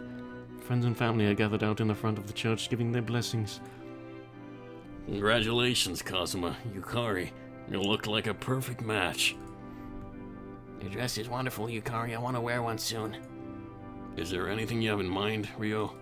Yeah, well, I'm always open to meeting them or having them visit. I'll think about it. Oh, congratulations, you two. Best wishes. Oh, you look so great in that dress. Really, though, Yukari. A bridal line might be worth looking into. Wait, but the budget. We want to have cute brides soon, too. Man, you need a girlfriend first, at least. No, it's fine. I'm going to become a wizard. What? You're going to form a contract with some white furry thing? I want a girlfriend.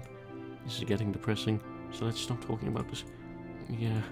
If you are not in the mood to bless anything, however, on a different topic, we never were able to figure out what happened to you on Yukari's birthday. But other than Yukari becoming an alpaca, no other mysterious occurrences happen. Time passes, and embracing things as they are now, it starts to feel like the time we frantically tried to solve that mystery was nothing but a dream. After that, Yukari and I live on as an ordinary couple. At times, we celebrate together, like the big party we threw when we were accepted into the same college. At times, just fluffing Yukari so much she gets annoyed saying get off. It escalated into a big fight. Rather, it was completely my fault, so I apologized. Before we finally made up somehow. They're trifling matters, but those small joys and pains are precious to the two of us. When we decided to marry, both our families worried, feeling it might be too early. Her father especially kept telling me to head over for a talk. Time and again, I had to listen to her father tell me he couldn't give her up, while clueless as to what to say to him in return. It was quite the ordeal. But now, those are all just fond memories. Today we're able to have our wedding ceremony. Throughout thick and thin, Yukari has supported me with an unflattering smile. I'm truly a lucky man. Kazuma, I'm not too heavy, am I? Don't strain yourself. The subject of this whole matter calls out to me in concern. I'm fine. This is nothing. As I say that, Yukari has a full beaming smile on her face. Actually, it sort of feels like you want things to stay this way. That obvious? I just feel so fulfilled like this. I understand that feeling. Up until today, Yukari has always done her best. Before the ceremony, we actually were living together in an apartment and getting ready to move. Somehow we were able to pull off the wedding despite running around screaming so busy, while looking for a new place and making arrangements. I'm just thinking about how blessed I am. Having everyone here and being able to have this day. The smile on Yukari's face can only be described as shining. I just feel so happy, remembering everything that led up to today. I almost feel a bit guilty that I'm this blessed. She thinks she's the only one happy here. What is it? Keep doing that. No, that's not it. Really? Being able to carry this incarnation of bliss wouldn't be fulfilled. Hey, I'm not some supernatural entity, okay? And again, I guess I am an alpaca. Wait, what? She knew? What? Yukari cocks her head as she blows the raspberry. There is almost no difference in perception between me and Yukari now. They say incarnates are the gods taken shape on Earth. You're the genuine article, the true incarnation of bliss to me. This white fluffiness is bliss bestowed upon me by God. She doesn't seem disappointed with my answer. Kazuma, you are my Prince Charming. Yukari mumbles while blushing. we support each other in all things, giving each other that intangible gift known as happiness. Thank you, Yukari. We'll be together for the rest of our lives. Thank you too, Kazuma. We'll be together always. Of course. I love you, Yukari. Me too. On this clear day in the midst of the rainy season, a single white cloud floats through the sky. I count two, but okay. For some reason that cloud looks like an alpaca to me. I feel this is a blessing from the heavens, and I gaze happily up at it for a while. Blessings for our lives together. The end. That was adorable.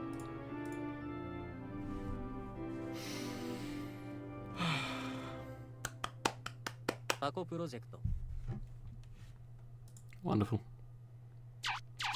Beautiful. An actual masterpiece. How could... I have no words.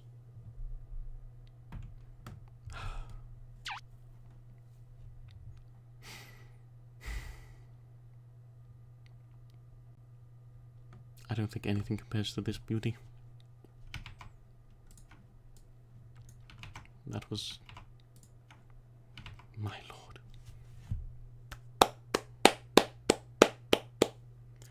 Giving some claps. I'm quite happy with the ending we got this time. And yes. Thank you everyone for coming. We have experienced a true love story between Alpaca and man. Honestly, the emotions this made me feel at some points were just undescribable. Anyway, thank you everyone for coming. It was wonderful to stream this for everyone. I hope you all enjoyed. I have been your host, Julius Van Bloverheden. If it is morning, have a wonderful morning, and if it is nighttime, have a brilliant night time. Okay, so next stream in regards to that, I will probably put on Twitter, see what we got, and yeah, we'll see how we go there. Thank you everyone for coming, and yes. Oh, Alpaca love. Mwah, mwah, mwah.